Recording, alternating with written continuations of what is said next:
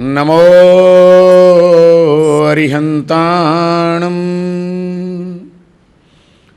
નમો સિદ્ધાણમ નમો આયર્યાણમ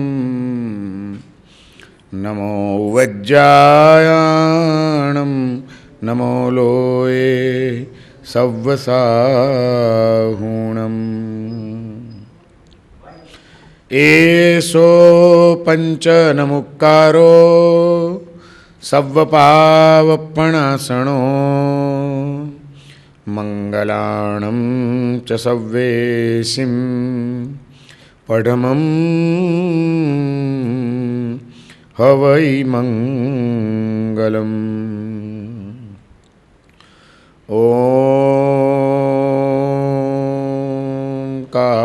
બિંદુ સંયુક્તમ નિત્યમ ધ્યાયન્તિ યોગિનઃ કામદં મોક્ષદં ચૈવ ઓંકારાય નમો નમઃ.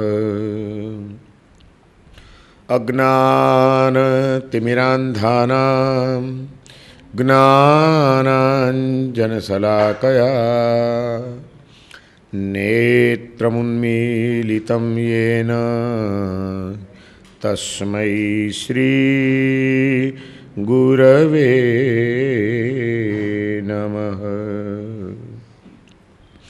યા દેવી સ્તુયતે નિત્યં વિબુધૈર્વેદપારગૈः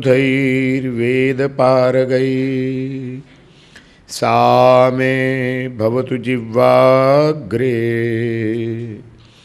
ब्रह्मरूपा सरस्वती ब्रह्मरूपा સરસ્વતી. પર્વાધિરાજ પર્યુષણ મહાપર્વનો આજથી પ્રારંભ થાય છે.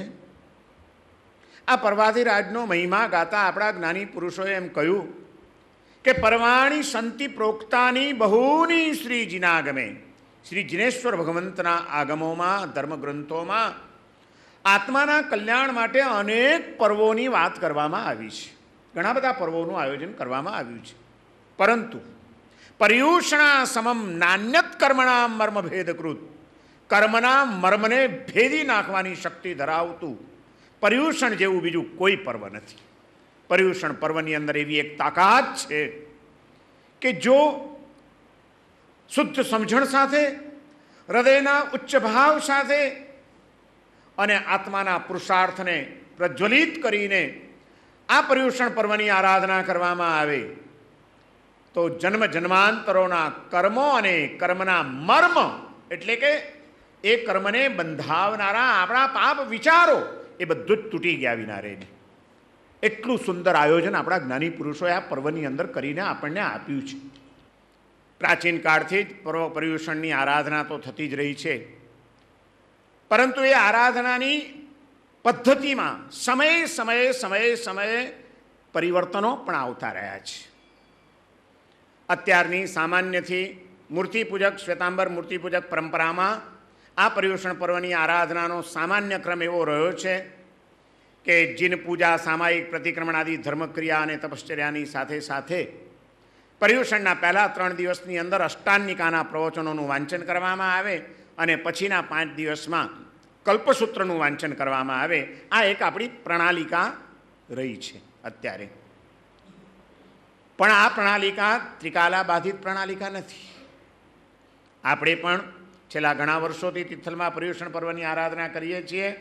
એમાં આપણે કલ્પસૂત્ર જ વાંચવું એવો આગ્રહ નથી રાખ્યો, કારણ કે દર વર્ષે એનું એ કલ્પસૂત્ર વાંચવામાં, સાંભળવામાં ઘણીવાર લોકોને રસ નથી રહેતો. કંઈક નવું જાણવા મળે જે આત્માના કલ્યાણ માટે ઉપયોગી હોય, કંઈક નવી પ્રેરણા મળે એ માટે આપણે જુદા જુદા વિષયો જીનવાણીને કેન્દ્રમાં રાખીને, તીર્થંકર પ્રભુના તત્વજ્ઞાનને કેન્દ્રમાં રાખીને, એમના શાસ્ત્રોને કેન્દ્રમાં રાખીને જુદા જુદા સમયે જુદા જુદા વિષયો લઈને આપણે અહીં ભગવાન જીનેશ્વરની વાણીનો સ્પર્શ કરવાનો પ્રયાસ કર્યો છે.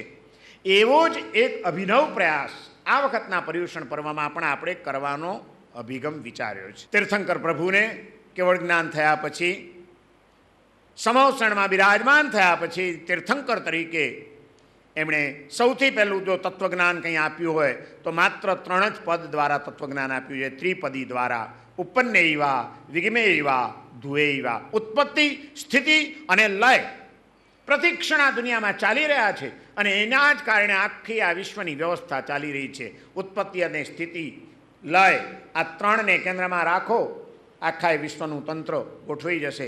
3ની બાદબાકી કરી નાખો, કંઈ મગજમાં બેસશે જ નહીં. આ ત્રિપદી મૂળ સૂત્ર આપ્યું અને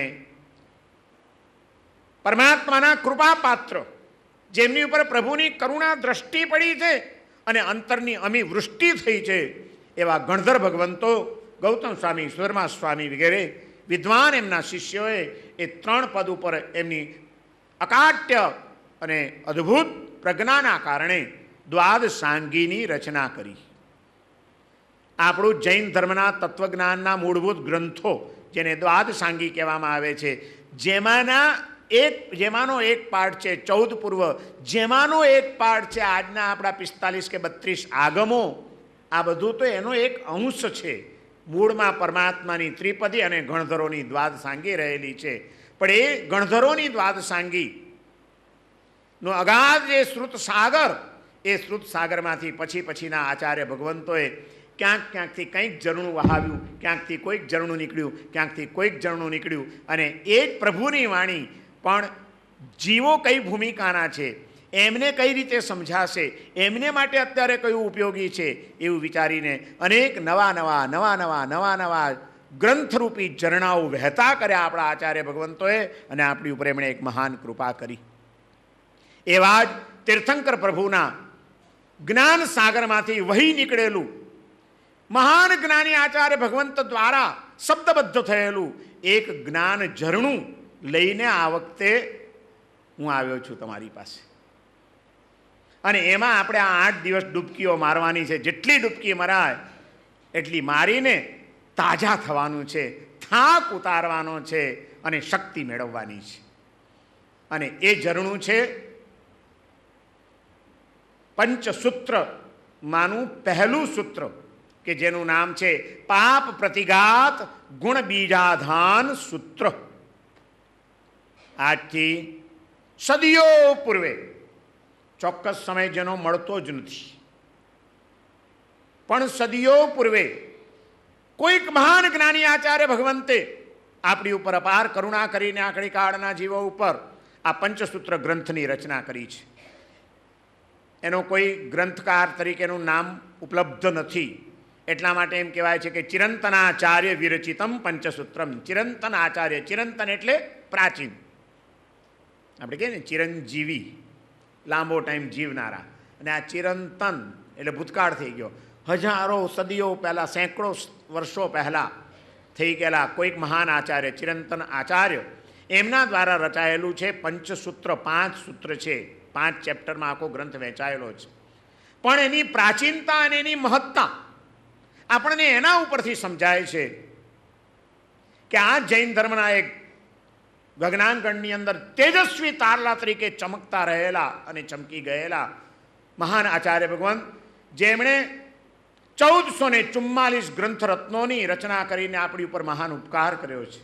જે 14 વિદ્યાના પારગામી ચિત્તોડના પ્રકાંડ બ્રાહ્મણ પંડિત હતા અને જૈન આચાર્ય ભગવંતના, જૈન સાધ્વીજી મહારાજના પરિચયમાં આવીને જીવનનું પરિવર્તન કરીને જેમણે જૈન ધર્મની દીક્ષા અંગીકાર કરી, આચાર્ય પદ ઉપર પહોંચ્યા અને જ્ઞાનનો જે ધોધ વહ્યો એમના અંતરમાંથી, એમાંથી આ જૈન સંઘને 1444 તત્વજ્ઞાનથી સભર એવા ગ્રંથોની ભેટ આપણને આપી એ મહાન જ્ઞાની પુરુષ આચાર્ય હરિભદ્રસુરીજી મહારાજ.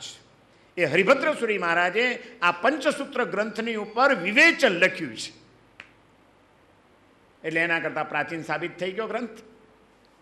અને હરિભદ્રસુરી જે પોતે 1444 ગ્રંથોની રચના કરે, એ બીજા કોકના ગ્રંથની ઉપર વિવેચન લખવા બેસે ત્યારે એમને એ ગ્રંથની અંદર કયું ઊંડાણ દેખાયું હશે, કેટલું મહત્વ એનું સમજાવ્યું હશે, એ વિચારવાની વાત થાય. વ્યક્તિને પોતાનો મારો ગ્રંથ એક નવો ન લખું, આ કોકના ગ્રંથની ઉપર વિવેચન લખવા બેસું એના કરતાં આ અહમ તમને ને મને ભલાને હંમેશા સતાવતો રહેતો હોય છે. એવા અહમથી કેટલા ઉપર ઉઠી ગયા હશે હરિભદ્ર સુરી કે જેણે પોતાના ગ્રંથને નહીં, બીજા મહાપુરુષના ગ્રંથને લઈને એના એક એક શબ્દોની ઉપર ટીકા લખી, વિવેચન લખ્યું. અદ્ભુત આટલો નાનકડા ગ્રંથ ઉપર એમનો ટીકાનો ગ્રંથ આટલો મોટો થઈ ગયો છે, વિવેચન એટલું મોટું થઈ ગયું છે, એટલું અદ્ભુત ગ્રંથ છે. એ મહાપુરુષે રચેલા આ પંચસૂત્ર ગ્રંથ, માનવ પહેલું સૂત્ર બહુ જ મહત્વનું છે, સૌથી પહેલું સૂત્ર. એની ઉપર આપણે આ 8 દિવસ દરમિયાન થોડોક સ્વાધ્યાય કરવાનો છે. પહેલા સૂત્રનું નામ છે પાપ પ્રતિઘાત ગુણ બીજાધાન સૂત્ર. શબ્દ જ કેટલા અદ્ભુત વાપર્યા છે. પાયાથી શરૂઆત કરી છે. જીવની, ભવ્ય જીવની મુક્તિગમનની યોગ્યતા ક્યાંથી શરૂ થાય એનો એક નિર્દેશ કરીને છેક આત્માના મૂળભૂત સ્વરૂપને પામીને સાધનાનું છેલ્લું ફળ શું પ્રાપ્ત કરવાનું ત્યાં સુધીનું માર્ગદર્શન આ પંચસૂત્ર ગ્રંથની અંદર કરવામાં આવ્યું છે. પહેલું સૂત્ર છે પાપ પ્રતિઘાત ગુણ બીજાધાન સૂત્ર. આત્મા ઉપર અનાદિકાળથી લાગેલા પાપોનો પ્રતિઘાત થાય, એની ઉપર ઘા લાગે પાપ વૃત્તિઓ ઉપર અને એ નિર્મૂળ થાય. અને પાપનો પ્રતિઘાત થાય તો જ ગુણરૂપી બીજનું વાવેતર થાય, ગુણ બીજાધાન થાય. અને આત્માની અંદર ગુણો તરફ ધ્યાન ખેંચાયું, એનું બીજનું વાવેતર કરવાનું મન થયું, આકર્ષણ થયું, તો જ સાધના આગળ ચાલી શકે એમ છે. પછી એમ થાય કે આવા અદ્ભુત આત્માના ગુણો, એનો ખ્યાલ આવ્યો તો એ ગુણો કેવી રીતે જીવનમાં વિકસે. એટલે બીજું સૂત્ર એની પછીનું આવ્યું પ્રવ્રજ્યા પરિભાવના સૂત્રમ. પછી એમ થાય કે આને માટે તો સંસારનો ત્યાગ કરીને, કારણ કે સંસારમાં તો ડગલે ને પગલે પાપ પાપ પાપ પાપ પડેલા જ છે. પાપોથી મુક્ત થવું છે ને ગુણોનો વિકાસ કરવો છે તો સાધનાનો માર્ગ સ્વીકાર્યા વિના નહીં ચાલે. સંસારનો ત્યાગ કરીને ક્યારે સાધુપણું સ્વીકારવું એની ભાવના જાગે. એ સાધુપણાના ભાવ કેવા કેવા જાગે ભવ્યાત્માના હૃદયની અંદર, એનું વિવેચન બીજા સૂત્રમાં કર્યું પ્રવ્રજ્યા પરિભાવના સૂત્રમ. અચ્છા, ભાવ જાગી ગયા, ભાવ જાગવાથી કામ નથી ચાલતું. પછી એ પ્રવ્રજ્યા ગ્રહણ કરવી પડે, દીક્ષા લેવી પડે. તો કેવી રીતે લેવી? મન થયું ને દીક્ષા લઈ લીધી, કપડાં બદલ્યા એટલે કલ્યાણ થઈ જશે? ના. દીક્ષા લેનારની યોગ્યતા શું હોય, દીક્ષા કેવી રીતે લેવાય, એ દીક્ષા ગ્રહણ વિધિ નામનું ત્રીજું સૂત્ર છે. એમાં અદ્ભુત વર્ણન આપ્યું છે આખું. એ પણ ચાલો લઈ લીધું, લીધા પછી કામ પતી ગયું, માથું મુંડાવી દીધું, કપડાં બદલી નાખ્યા એટલે હવે ગુણ બીજોનો વિકાસ થઈ જ જાય? ના, એ તો નિશાળમાં દાખલ થયા. હવે નિશાળમાં દાખલ થયા પછી જો મહેનત નહીં કરો, સાધના નહીં કરો, પુરુષાર્થ નહીં કરો તો કાંઈ વળે? એડમિશન લઈ લો બાળકનું સ્કૂલમાં અને એને પછી ન પાટી આપો, ન પેન આપો, ન ચોપડી આપો, ન કશું આપો, ન લેસન કરાવો, ન કંઈ કરો તો એ પાસ થઈ શકે ખરો? અહીં તો દીક્ષા લઈએ એટલે જાણે ઓહો દીક્ષા લઈ લીધી, આત્માનું કલ્યાણ કર્યું. એટલે આ કલ્યાણ કર્યું નથી, હવે કલ્યાણ કરવાના ક્ષેત્રે પહેલું ડગલું ભર્યું છે હજી તો. હવે જો જીવ ઠેકાણે રહેશે, સાવધાન રહેશે તો કલ્યાણ થશે, નહીં તો નવા ચક્કરમાં પાછો ફસાઈ જાય. સંસારીઓનો એક સંસાર હોય છે, સાધુ જીવન સ્વીકાર્યા પછી સાધુનો પણ એક સંસાર હોય છે, ભૂલતા નહીં. અને એવા સંસારમાં ફસાઈને તમે ને મેં આપણા આત્માએ અનંતી વાર ચારિત્ર ગ્રહણ કર્યા અને નિષ્ફળ ગયા એમ શાસ્ત્રકારોને લખવું પડ્યું છે. બહુ ગંભીરતાથી આ બધી વાતોને સમજવાની જરૂર છે. અનંતા ચારિત્ર લીધા આપણા આત્માએ કેમ નિષ્ફળ ગયા? ફળ ન મળ્યું. કારણ કે પ્રવ્રજ્યા ગ્રહણ પછી ચોથા નંબરનું સૂત્ર છે પ્રવ્રજ્યા પરિપાલના સૂત્રમ. પ્રવ્રજ્યાનું પરિપાલન કેવી રીતે કરવું, સાધુ જીવનને દીપાવવું કેવી રીતે, એનું આખું વર્ણન આચાર્ય ભગવંતે કર્યું. અને પાંચમું સૂત્ર છેલ્લું છે પ્રવ્રજ્યા ફળ સૂત્રમ. હવે એ પ્રવૃત્તિનું પરિપાલન કર્યું હોય તો એનું ફળ શું મળે, શેને માટે આ બધું કરવાનું, મેળવવાનું લક્ષ્ય શું છે, એની સ્પષ્ટ વાત કરીને આ ગ્રંથને પૂર્ણ કરવામાં આવ્યો છે.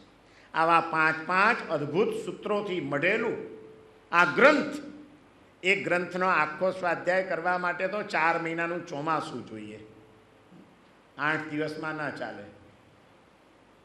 અને એ 8 દિવસમાં તો આપણે ખાલી પહેલું સૂત્ર, પાપ પ્રતિઘાત ગુણ બીજાધાન સૂત્ર, માત્ર પહેલું સૂત્ર, એની ઉપર જ થોડોક સ્વાધ્યાય કરવાના છીએ. અને એ પણ પૂરું થઈ શકે એમ નથી, પણ હું પૂરું કરીશ, પ્રયત્ન પૂરેપૂરો કરીશ કે પહેલા સૂત્રનો બોધ દરેકને થઈ જાય, જેથી તમે ઘરે જઈને પણ એનો પાઠ કરી શકો. એનું કારણ એ છે કે આ પંચસૂત્ર ગ્રંથકાર મહાપુરુષે સ્વયં પોતે ગ્રંથના પ્રારંભમાં જ આ ગ્રંથનું મહત્વ સમજાવતા એમ કહ્યું છે એમણે કે આ પહેલું જે સૂત્ર છે એ સૌથી મહત્વનું છે. અને એટલા માટે દરેક આત્માર્થી જીવે બુજ્જો બુજ્જો સંકિલેશે તિકાલમ અસંકિલેશે. જ્યારે ચિત્તમાં કોઈ સંકલેશ ચાલતો હોય, અશાંતિ ચાલતી હોય, કંઈક સંસારમાં ઉથલપાથલ આવી ગઈ હોય, મન વ્યાકુળતા અનુભવતું હોય, ત્યારે વારંવાર આ પહેલા સૂત્રનો પાઠ કરવો. અને જ્યારે કોઈક અશુભ કર્મના ઉદયો નથી ચાલતા, બહુ શાંતિપૂર્ણ જીવન ચાલી રહ્યું છે, ક્યાંય કોઈ અસમાધિનું નિમિત્ત આપણા જીવનમાં આવ્યું નથી, એવા સ્વસ્થ સમયની અંદર પણ જો આત્માની મુક્તિગમનની યોગ્યતાને વિકસાવવી હોય તો ત્રિકાળ આ સૂત્રનો પાઠ કરવો જોઈએ, સવાર બપોર ને સાંજ. માત્ર 20 જ સૂત્રો છે, નાનકડા 20 ગાથા છે, એટલું પહેલું સૂત્ર છે. એનો સંકલેશ હોય ત્યારે વારંવાર, અને કોઈ સંકલેશ ન હોય ત્યારે દિવસમાં 3 વાર પાઠ કરવાનું વિધાન આચાર્ય ભગવંતે, આ ગ્રંથકાર મહાપુરુષે સ્વયં પોતે જ પોતાના ગ્રંથના પ્રારંભમાં કર્યું છે, જેનું વિવેચન આપણે કરશું આગળ. કે બુજ્જો બુજ્જો સંકિલેશે તિકાલમ અસંકિલેશે, એ કેવી રીતે પાછું કરવાનું એની પણ એક રીત બતાડી છે. સુપ્રણિહાણમ, સુપ્રણિધાન પૂર્વક આ કરવાનું. એ સુપ્રણિધાન શું, સંકલેશ શું, સંકલેશ રહિત અવસ્થા શું, અને એ વખતે આ સૂત્ર કેવી રીતે ઉપયોગી બને આપણા આત્માનું કલ્યાણ કરવા માટે અને આત્માને સમાધિસ્થ રાખવા માટે, એની વાતો આપણે સૂત્રનો સ્વાધ્યાય શરૂ કરીએ એટલે ત્યારે એની વિશેષ છણાવટ કરીશું. પણ અત્યારે હું તમને એનું માત્ર મહત્ત્વ સમજાવું છું કે આટલું બધું મહત્ત્વ છે.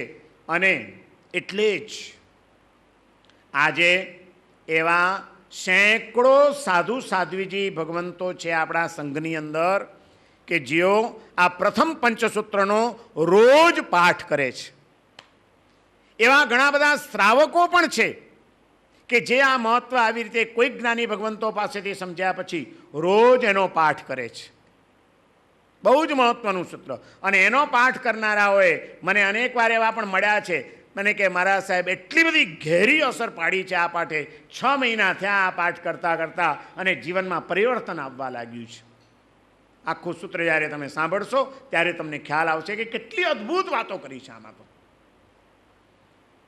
બહુ નાની ઉંમરમાં અમે દીક્ષા લીધી, અને દીક્ષા લીધા પછી ગુરુ મહારાજે જે કંઈ શાસ્ત્રોનો અભ્યાસ કરાવ્યો, સંસ્કૃત ભાષા, માગધી ભાષા વગેરે ભાષાઓના અભ્યાસ કરાવ્યા, અને એ જ્યારે ગ્રંથો ગોખાવાના શરૂ કર્યા ત્યારે જે કેટલાક ગ્રંથો અમને કંઠસ્થ કરાવ્યા હતા, એમાં આ પંચસૂત્રનું પહેલું સૂત્ર પણ કંઠસ્થ કરાવેલું. અને અમને કહેલું કે રોજ 3 કાળ નહીં તો 1 વાર તો પાઠ કરવાનો જ તમારે. અને એ એમની આજ્ઞા મુજબ કંઠસ્થ કર્યું, પાઠ કર્યા. અને આનંદ અને અહોભાવ તો ત્યારે થયા કે 400 વર્તમાન શિષ્યોના, સાધુઓના એક જ ગુરુ, 400 જેમના શિષ્યો પડતો બોલ ઝીલવા તૈયાર હોય એવા, અમારા જેવા તો બધા સાવ નાના, પણ રામચંદ્ર સુરીજી મહારાજ જેવા ધુરંધર મહાન શિષ્યો, જેમનો દિગ્દિગંતની અંદર યશ વ્યાપતો હોય, એવા મહાન શિષ્યોના પણ જે ગુરુ એવા પ્રેમ સુરેશ્વરજી મહારાજે 84 વર્ષની ઉંમરે દેહ છોડ્યો, એ દિવસ સુધી રોજ એ આ પંચસૂત્રનો પાઠ કરતા હતા. અને એ મહાપુરુષની મહાનતા, નમ્રતા અને સરળતા 84 વર્ષની ઉંમરે સ્વાસ્થ્યની અનેક પ્રતિકૂળતાઓની વચ્ચે રોજ 3 વખત છેલ્લે તો પાઠ કરતા હતા. પણ પાઠ કરતાં કરતાં ઉંમરના કારણે ક્યાંક સ્મૃતિ ઓછી થઈ જાય, ક્યાંક અટકે, ત્યારે અમારા જેવા નાના સાધુઓને તરત જ બૂમ પાડે જે આજુબાજુમાં હોય તે, કે જીનચંદ્ર અહીં આવતો, આ પંચસૂત્રનો પાઠ કરું છું, અણુમોયમી સવ્યસિમ અર્યંતાણમ અણુઠ્ઠાણમ, એની પછી શું આવે છે હું ભૂલી ગયો, જરા યાદ દેવડાવને.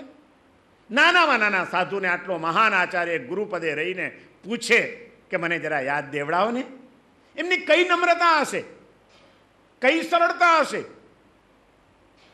કેવો નિરંકાર અહંકાર રહિત એમનો આત્મા થઈ ગયો હશે કે મારા નાનકડા સાધુને હું પૂછું કે હું ભૂલી ગયો છું. અરે હું ભૂલી ગયો છું તો મારે પૂછવું જોઈએ. અને એમના અંતિમ સ્વર્ગવાસ સમયે પણ હું ત્યાં ઉપસ્થિત હતો, કીર્તિચંદ્રજી મહારાજ પણ ઉપસ્થિત હતા, અમે બધા ત્યાં હાજર હતા, રામચંદ્ર સુરી મહારાજ પણ ઉપસ્થિત હતા. અને મને બરાબર યાદ છે 2027ની સાલમાં ખંભાતની અંદર જૈન શાળાના ઉપાશ્રયમાં એ કાળધર્મ પામ્યા જ્યારે વૈશાખ વદ 11ના દિવસે, ત્યારે છેલ્લે પણ એ અંતિમ સંધ્યાએ પંચસૂત્રનો પાઠ એમણે કર્યો હતો.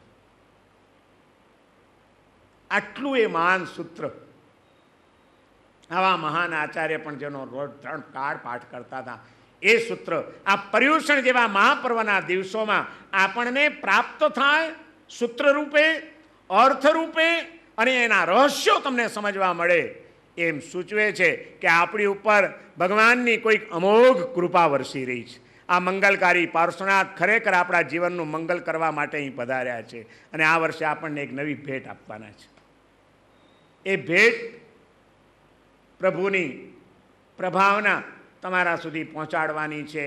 વચ્ચે મને નિમિત્ત બનાવ્યો છે ભગવાને કે તું મારો આ સંદેશો પહોંચાડી દેજે. અહીંથી આ વખતે આરાધકો જાય ત્યારે પંચસૂત્રનું પહેલું સૂત્ર લઈને જાય, ઘરમાં પાઠ કરતા થાય અને એમના મોક્ષગમનની યોગ્યતા ખીલી ઉઠે, એમનો આત્મા કલ્યાણના માર્ગે સડસડાટ આગળ વધતો રહે. બસ એક જ કામના છે, તો જ એમના જીવનનું મંગલ થશે અને મારે સૌનું મંગલ કરવું છે. આ ભાવના સાથે, નહીં તો હજી ગયા મહિના સુધી હું કોઈ મગજમાં ક્લિયર નહોતો કે આ વખતે પર્યુષણમાં શું લેવું. એક વખત વિચાર આવ્યો આનંદગંજી મહારાજના સ્તવનો લઉં, એક વખત વિચાર આવ્યો કે નહીં રોજ જુદા જુદા મહાપુરુષનું એક એક સ્તવન લઉં. એક દિવસ ઉદયરત્નજીનો લઉં, એક દિવસ વિનય વિજયજીનો લઉં, એક દિવસ યશો વિજયજીનો લઉં, એક દિવસ આનંદગંજીનો લઉં, એક દિવસ માન વિજયજીનો લઉં, એક દિવસ જ્ઞાન વિમલસુરીને લઉં, અને બધા મહાપુરુષોનો રસાસ્વાદ કરીએ. એક વખત વિચાર આવ્યો કે નહીં આ બધી તત્વજ્ઞાનમાં કોને રસ પડવાનો હતો, એના કરતાં આપણા ઇતિહાસના મહાપુરુષો કયા કયા મહાન રાજાઓ થઈ ગયા જૈન ધર્મના પ્રભાવક, કયા કયા મહાન આચાર્યો થઈ ગયા, એના જીવન ચરિત્રો રોજ એક એક મહાપુરુષને લઈને એની વાતો કરું. આમ રોજ નવો વિચાર આવે ને નવો તુક્કો સૂજે. પણ છેલ્લે એક જ થયું કે મુખ પંચાદા કંઈ નથી કરવું. પંચસૂત્ર જેણે અમારા આત્માને લાભ કરાવ્યો છે, જે અનેક આત્માઓને લાભ કરનારો બન્યો છે, અને આજથી સદીઓ પહેલાં જે મહાપુરુષે દરેક આત્માર્થી જીવને 3 વખત પાઠ કરવાનું વિધાન કર્યું છે, એ પંચસૂત્ર જ કેમ નહીં આપવું? ભગવાને જ આ સુજાડ્યું. અને માટે એ પંચસૂત્ર નો આધાર લઈને, પહેલા જ સૂત્રનો પાપ પ્રતિઘાત ગુણ બીજાધાન, આ સૂત્રનો આધાર લઈને આપણે વાતો કરવાની છે. અને એમાં જનરલ ભૂમિકાનો સાહેબ તમને ખ્યાલ આપી દઉં શું વિષય આવવાનો છે.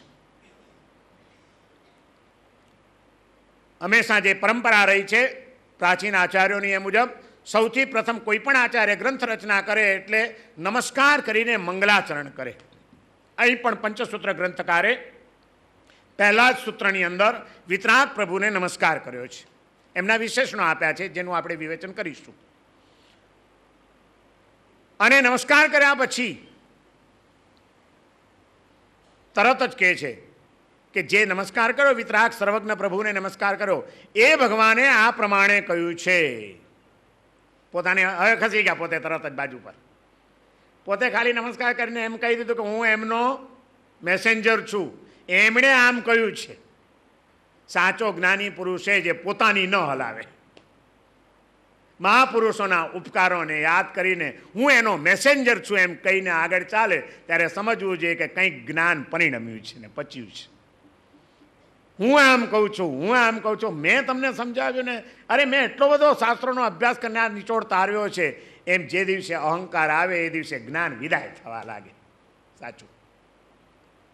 અહીંયા આગળ પંચસૂત્ર ગ્રંથકારે નમસ્કાર કરીને પહેલી જ વાત કરી કે આવા વિતરાગ પ્રભુને નમસ્કાર, કે જે વિતરાગ પ્રભુએ આમ કહ્યું છે. શું કહ્યું છે? જીવ અનાદિનો છે, જીવનો સંસાર અનાદિનો છે અને અનાદિકાળના કર્મ સંયોગના કારણે ચાલી રહ્યો છે. આ ત્રણ સત્યો પહેલા કહી દીધા. અનાદિ સત્ય ત્રણ. એ સંસાર ચાલી રહ્યો છે એમ કીધું એટલે તરત જ સંસાર શબ્દ પકડ્યો કે એ સંસાર કેવો છે? દુઃખરૂપ છે, દુઃખ ફલક છે અને દુઃખાનુબંધી છે. સ્વયં અત્યારે દુઃખરૂપ છે, દુઃખનું જ ફળ જન્માવનારો છે અને પરંપરા પણ દુઃખની જ ચલાવનારો છે. એવો છે આ સંસાર એમ કહ્યું ભગવાને. હે એવો છે? તો ભાઈ સાહેબ, આ દુઃખ તો અમને કોઈને ગમતું જ નથી, તો આ દુઃખરૂપ સંસારથી છુટકારો કેમ થાય? એનો અંત કેવી રીતે આવે? એનો કોઈ ઉપાય ખરો? તો કે હા, ઉપાય છે. યક્ષણમ ઉચ્છિત શુદ્ધ ધમ્માઓ, એનો ઉચ્છેદ શુદ્ધ ધર્મની પ્રાપ્તિથી થાય. શુદ્ધ ધર્મની પ્રાપ્તિ જીવને થાય તો સંસારનો અંત આવે.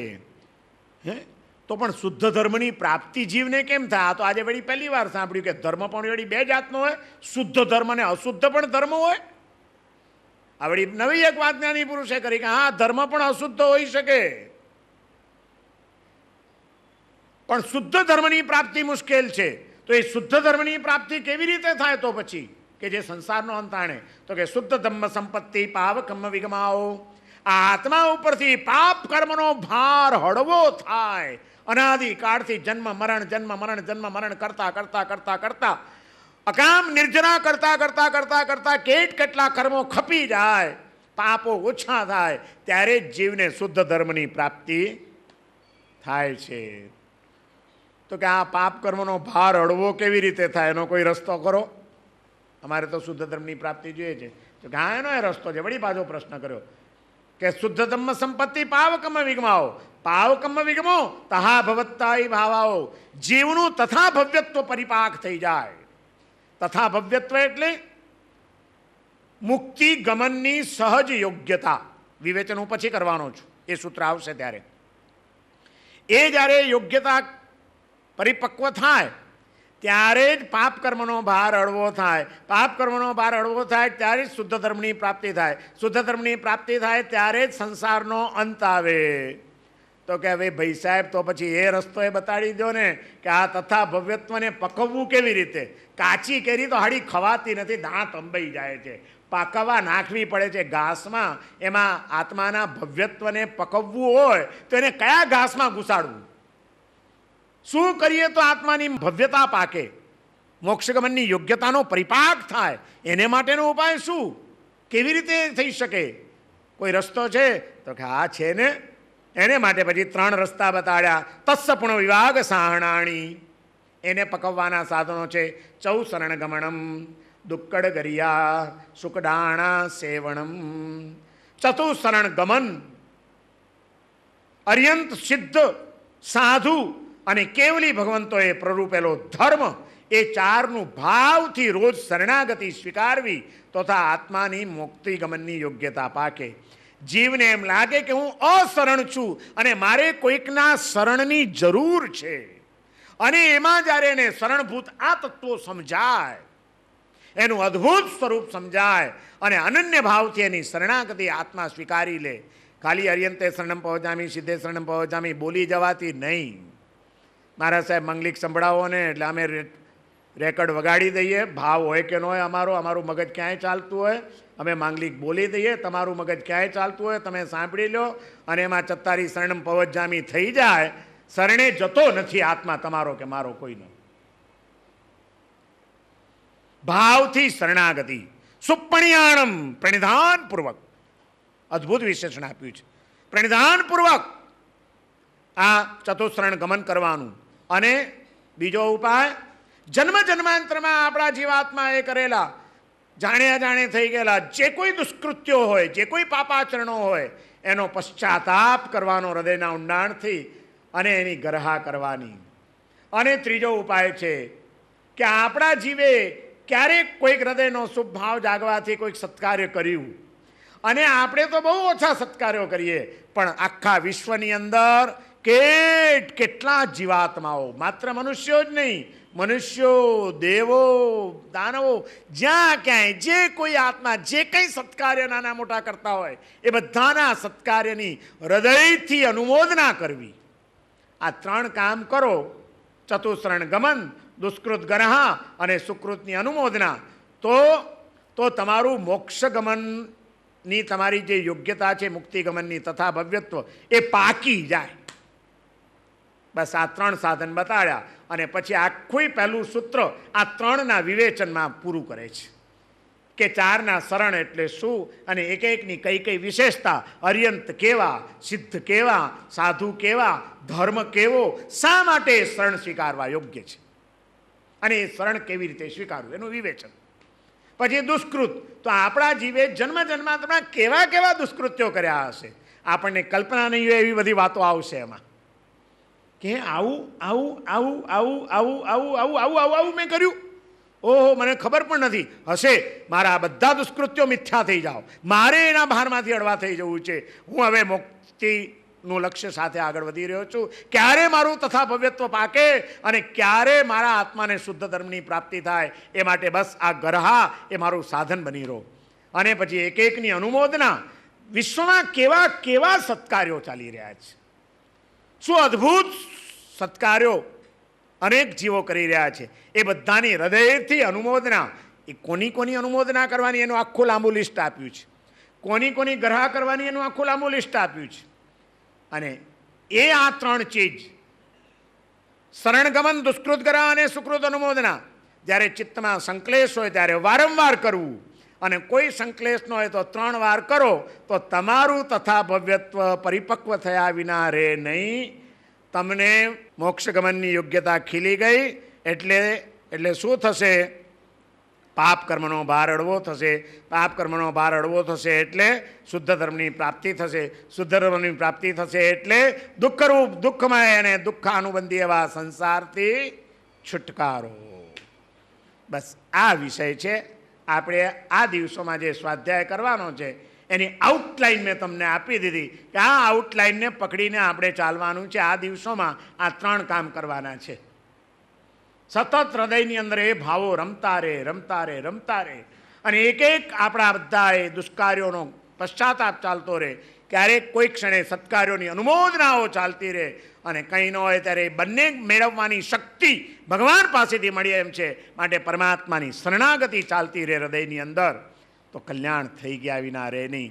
બહુ અદ્ભુત એક એક વિશેષણોનું જ્યારે તમે સાંભળશો, એક એક શબ્દોની પાછળ રહેલા ગંભીર અર્થો અને ગંભીર રહસ્યો જ્યારે તમે સમજશો ત્યારે ખ્યાલ આવશે આપણને કે ઓહો, આપણે તો કેટલી બધી ભ્રમણાઓમાં અને કેવા કેવા અજ્ઞાનમાં રાચીએ છીએ.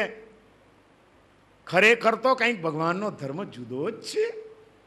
આ તો કંઈ આપણે સમજ્યા જ નહોતા એમ વાસ્તવિકતાનું આપણને ભાન થશે અને એ ભાન સાથે આ પર્યુષણ પર્વ ઉજવાય ત્યારે તમે જોજો ખરેખર આત્મા એક તાજગી લઈને, નવું કંઈક ભાથું લઈને તમે અહીંથી જ્યારે જશો 8-9 દિવસ પછી, ત્યારે તમને એમ લાગશે કે આ વખતના પર્યુષણમાં કંઈક નવું લઈને આપણે જઈ રહ્યા છીએ. આવી અનુભૂતિ તમને બધાને થાય અને સતત તમે આ ભાવથી ભાવિત બનતા રહો, હૃદયને પુલકિત બનાવતા રહો. એટલા માટે આ પંચસૂત્રનો આધાર લઈને આપણે ચાલવાના છીએ. ફરીથી ચિરંતનાચાર્ય આની રચના કરી, હરિભદ્ર સુરી મહારાજે આની ઉપર વિવેચન લખ્યું, પણ એ પણ સંસ્કૃતમાં લખ્યું છે. ટીકા આપણને ક્યાં આવડે છે? અરે આ જ્ઞાની પુરુષોની કરુણાનો કોઈ પાર નથી. હરિભદ્ર સુરી મહારાજ પછી કલિકાલ સર્વજ્ઞ હેમચંદ્રાચાર્ય થયા. એમની પછી લઘુ કલિકાલ સર્વજ્ઞ જે કહેવાયા એવા યશો વિજયજી મહારાજ થયા. અને યશો વિજયજી મહારાજે આ પંચસૂત્રના પહેલા સૂત્રનો જે વિષય છે એ વિષયને પકડીને એનો ભાવ લઈને ગુજરાતીમાં એક સજ્જાય બનાવી છે, જે અમૃતવેલની સજ્જાય તરીકે આપણે ત્યાં બહુ જાણીતી છે. 29 ગાથાની સજ્જાય છે અમૃતવેલની સજ્જાય. એ ગુજરાતીમાં છે આખું. એમાં આ બધું જ છે. શરણાગતિ છે, દુષ્કૃત ગરા છે, સુકૃત અનુમોદના છે, તથા ભવ્યત્વને પરપક્વ કરવાની વાત છે અને જીવનનું લક્ષ્ય સ્પષ્ટ કરી આપતું માર્ગદર્શન છે. એ યશો વિજયજી મહારાજની રચેલી અમૃતવેલની સજ્જાય એનો પણ તમને આ પર્યુષણમાં લાભ મળશે. પહેલે દિવસે એટલું જ કહેવું છે કે આ વખતે સંકલ્પ કરો કે પંચસૂત્ર વ્યવસ્થિત પહેલેથી છેલ્લે સુધી પહેલું સૂત્ર સાંભળવું છે. અમે ટાઈમસર આવી જઈશું અને બરાબર બેસીશું ઉપયોગ દઈને અને મોઢું હસતું રાખશું, બાકીનું હું સંભાળી લઈશ. આટલું તમે બરાબર કરો અને હકીકતમાં તમે જોજો તમને કેવો આનંદ આવે છે. અદ્ભુત છે આ પંચસૂત્ર. હું કહું છું ખરેખર મેં પોતાના મારા જીવનમાં અનુભવ્યું છે. મારા જીવનની અંદર ગમે તેવા પ્રસંગો આવે છતાં કંઈક ક્ષમતા ટકી રહેતી હોય, ક્યારેક કોઈ અપરાધીઓ પ્રત્યે પણ ક્યારેક હૃદયમાં દુર્ભાવ ના આવતો હોય, હંમેશા કોઈકના સારા, ભલે કદાચ ઘણીવાર આપણને એમ લાગે કે આ મારો વિરોધી માણસ છે, પણ એનામાં રહેલી વિશેષતા પ્રત્યે પણ હૃદય ખેંચાણ અનુભવતું હોય અને એની અનુમોદના થતી હોય, આવી કોઈક ભૂમિકા બંધાઈ હોય તો એમાં ઉપકાર આ પ્રથમ પંચસૂત્રનો છે. અને એ પંચસૂત્રની ભેટ આપનાર, નાનપણમાં એ કંઠસ્થ કરાવનાર અમારા એ પરમ ગુરુદેવ પ્રેમસુરીશ્વરજી મહારાજનો છે કે જેમણે અમારા આત્માની પરિણતિને ઘડી આપવામાં બહુ મહત્વનો પાયાનો ભાગ ભજવ્યો. નહીં તો કેટલા કર્મો આપણે નક્કામાં બાંધતા હોઈએ છીએ, કોઈકના દોષો જોઈ જોઈને અને કોઈકના પણ ગુણો જોઈએ ત્યારે પણ હવે ઠીક છે આ તો ગુણ દેખાય છે, બાકી તો આમ છે ને તેમ છે. એ ગુણવાન માણસોના પણ અવર્ણવાદો કરી કરીને ખબર નહીં કેટલા પાપો આપણે બાંધતા હશું અને આત્માને કેટલો ભારે બનાવતા હશું. એવી બધી પરિસ્થિતિઓમાંથી બચાવી લેવાનો ઉપકાર અમારા એક ગુરુદેવે કર્યો. માધ્યમ એ બન્યા અને એનું મૂળ માધ્યમ આ પંચસૂત્ર ગ્રંથકાર મહાપુરુષ બન્યા છે.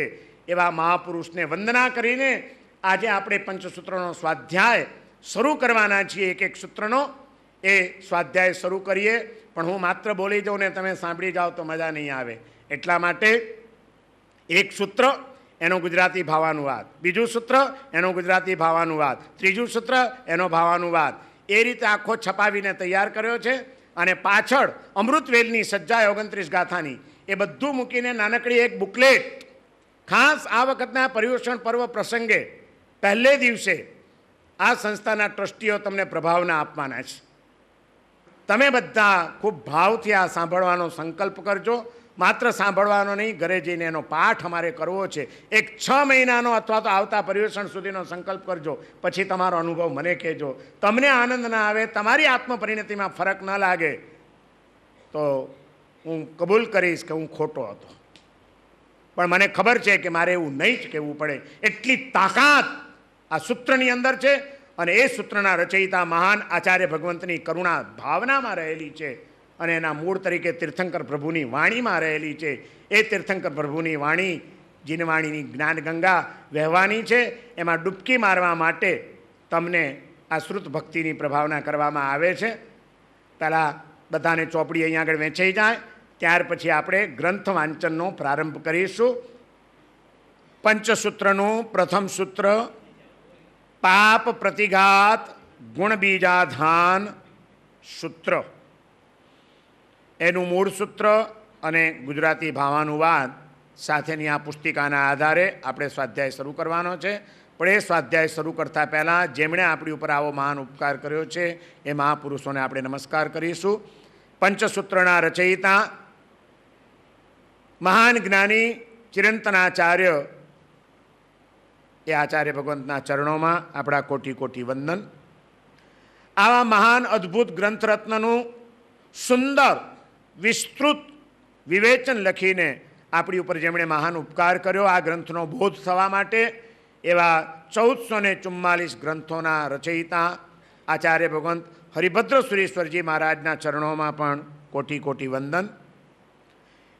એ પંચસૂત્રના પ્રથમ સૂત્રનો આપણને ભાવ વધુ સારો જાગે એ માટે ઉપકાર કરીને 17મી શતાબ્દીના જૈન પરંપરાના મહાન જ્ઞાની પુરુષ, લઘુ કલિકાલ સર્વજ્ઞ જે કહેવાયા એવા મહોપાધ્યાય યશો વિજયજી મહારાજના ચરણોમાં પણ ભાવપૂર્વકના વંદન.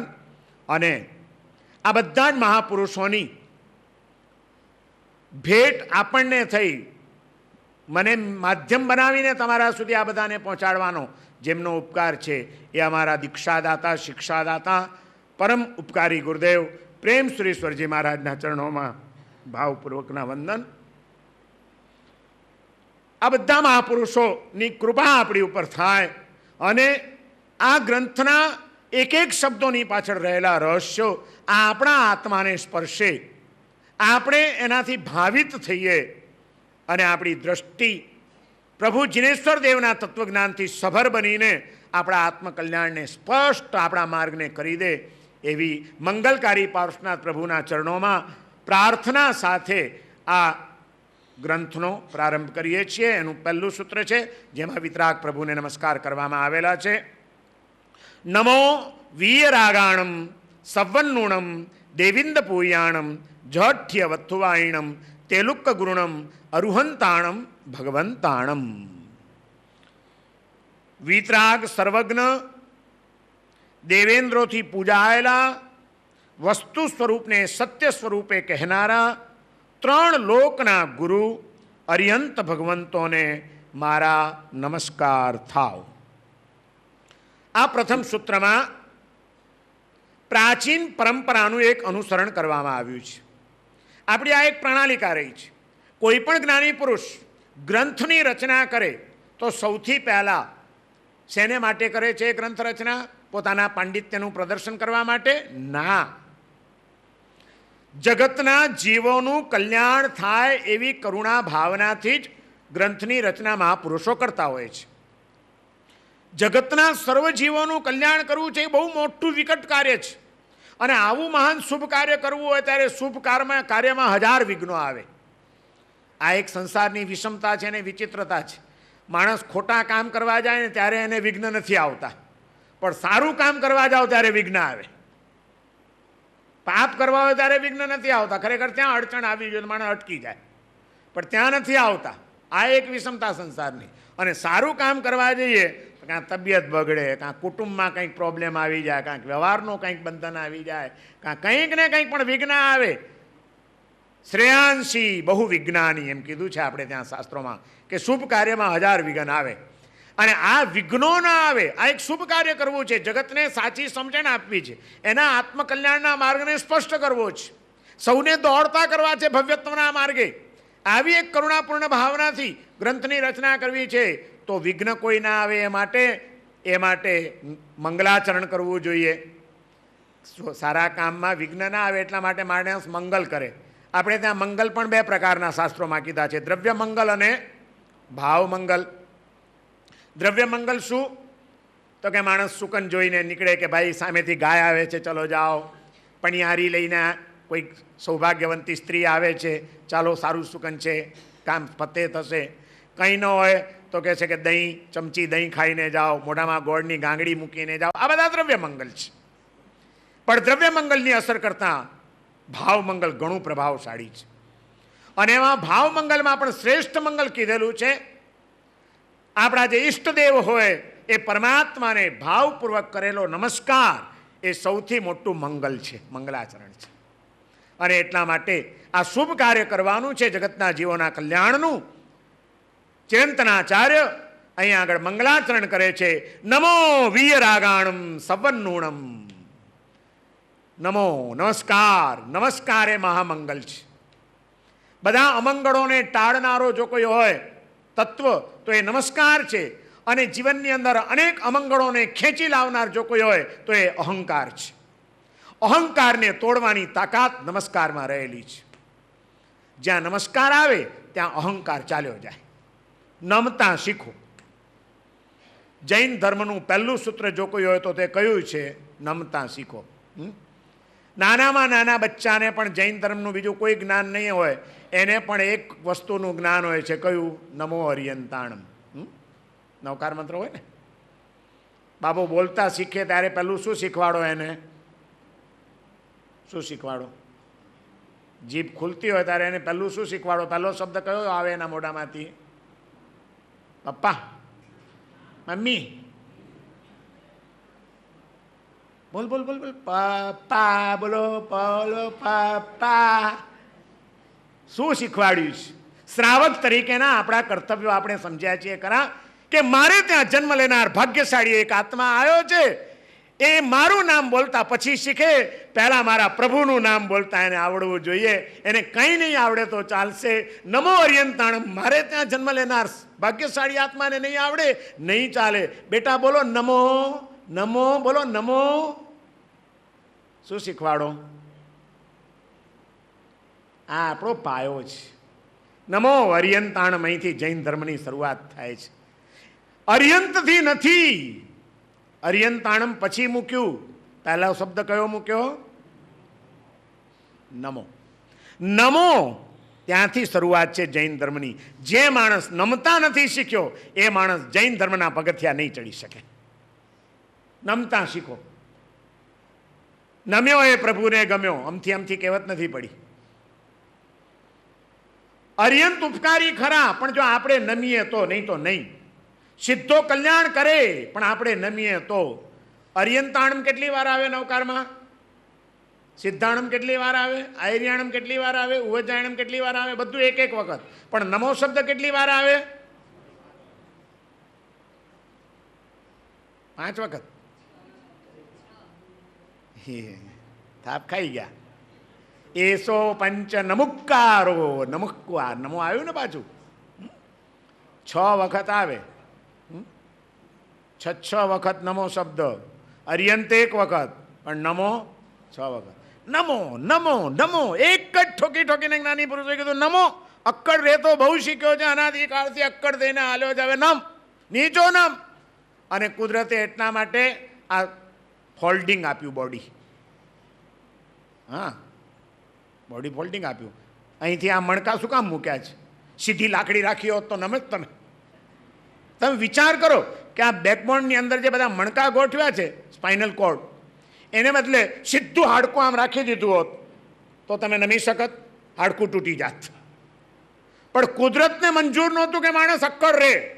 કુદરત ઈચ્છતી હતી કે જ્યાં નમવાનું હોય ત્યાં નમે, અને જ્યાં નમવાનું ન હોય, અક્કડ રહેવાનું હોય ત્યાં અક્કડ પણ રે.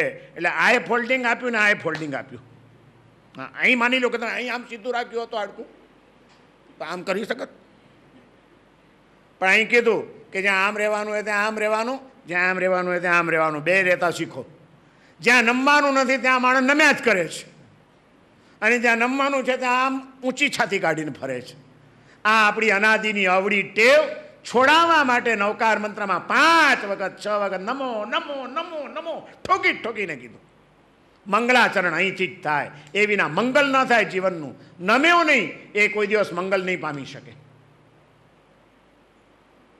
નમો. અક્કડ રહેવું એ કોઈ સારી નિશાની નથી. અક્કડ રહ્યો એટલે માણસ મરી ગયો, પછી એની લાશ ચાલે છે, માયલો ગયો. અક્કડતા શેની નિશાની છે?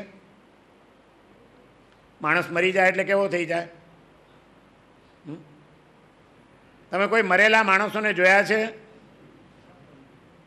તમારી આસપાસમાં, તમારી બિલ્ડિંગમાં, તમારા સગાવાલામાં કોઈ મર્યું છે?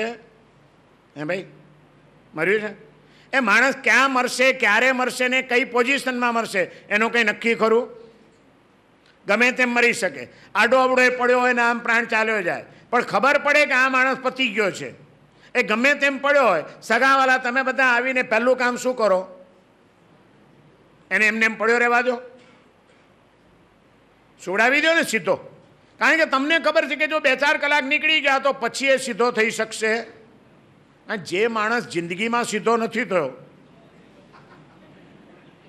કે સીધો નથી રહ્યો, એને પછી તરત કરીએ તો ઠીક છે, બાકી થાય ટેવ આટલા વર્ષની પાછી એ તો મજબૂત થઈ ગઈ હોય.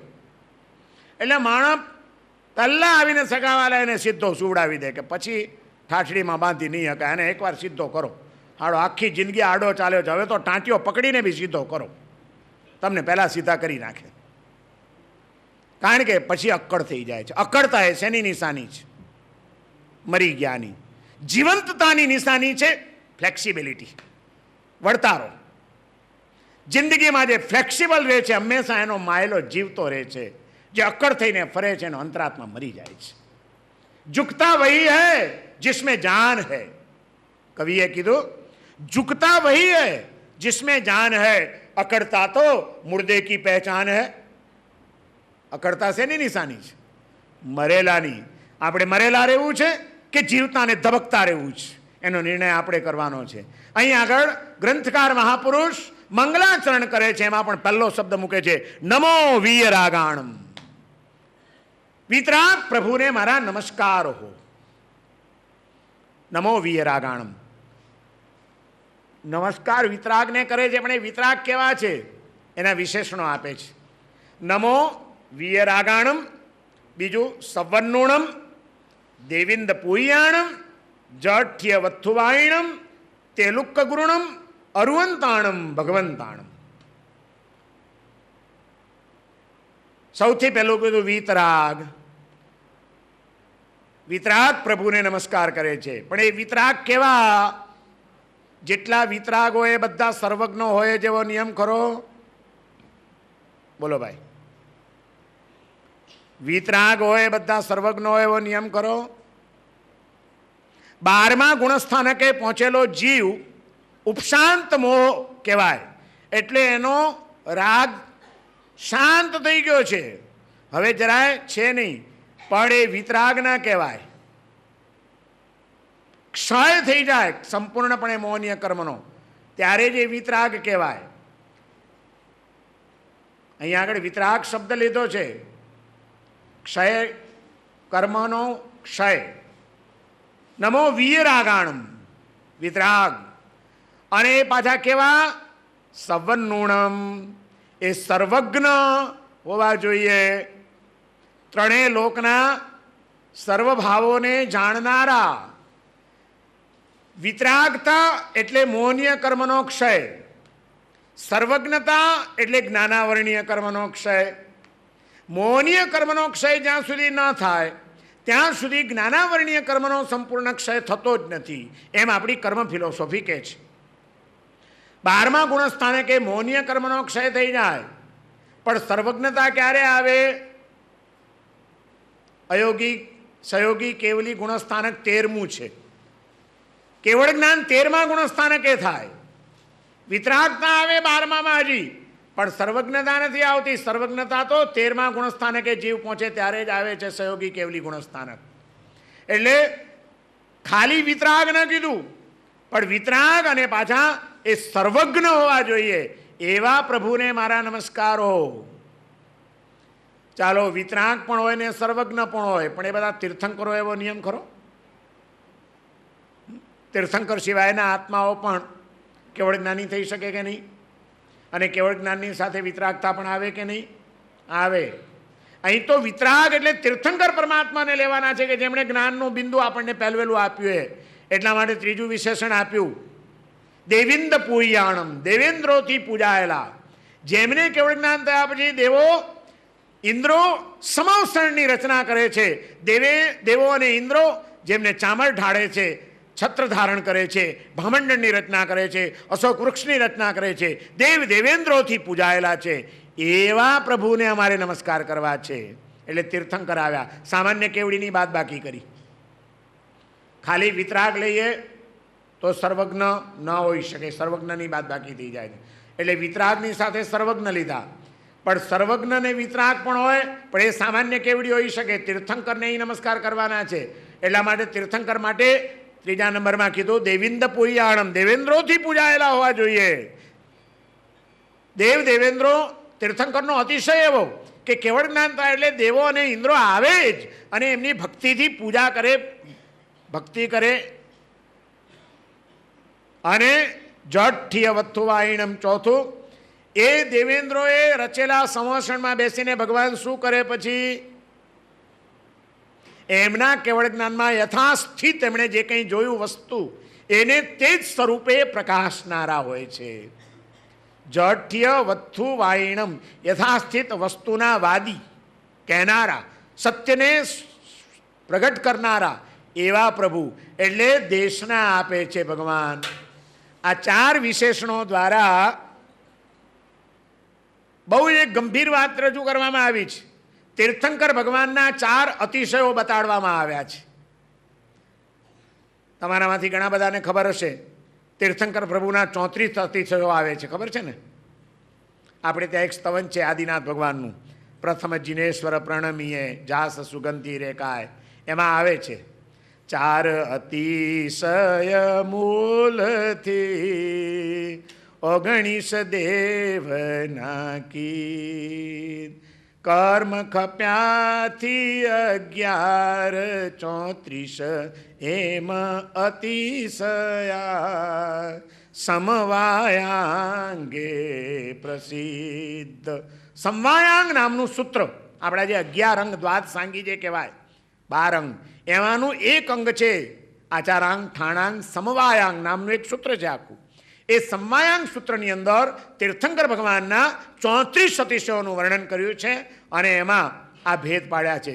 4 અતિશય મૂળથી 19 દેવના કીધ. કર્મ ખપ્યાથી 11 એમ 34 એમ અતિશયા સમવાયાંગે પ્રસિદ્ધ. 4 અતિશય મૂળથી તીર્થંકર ભગવાનના 4 મૂળ અતિશય છે. કયા કયા અતિશય છે? અપાયાપગમ અતિશય, જ્ઞાનાતિશય, પૂજાતિશય અને વચનાતિશય. આ 4 અતિશયો છે. આ 4 વિશેષણ વાપરીને અહીં આગળ પંચસૂત્ર ગ્રંથકાર મહાપુરુષ ભગવાનના 4 અતિશયો તરફ આપણું ધ્યાન ખેંચે છે. નમો વીયરાગાણમ એમ કહીને એમણે અપાયાપગમ અતિશયનો ઉલ્લેખ કર્યો. અપાય, અપગમ એટલે દૂર થઈ જાય, અપાય એટલે નુકસાનકારક વસ્તુ. આત્માને માટે નુકસાનકારક તત્વો કયા છે? રાગ, દ્વેષ અને મોહ.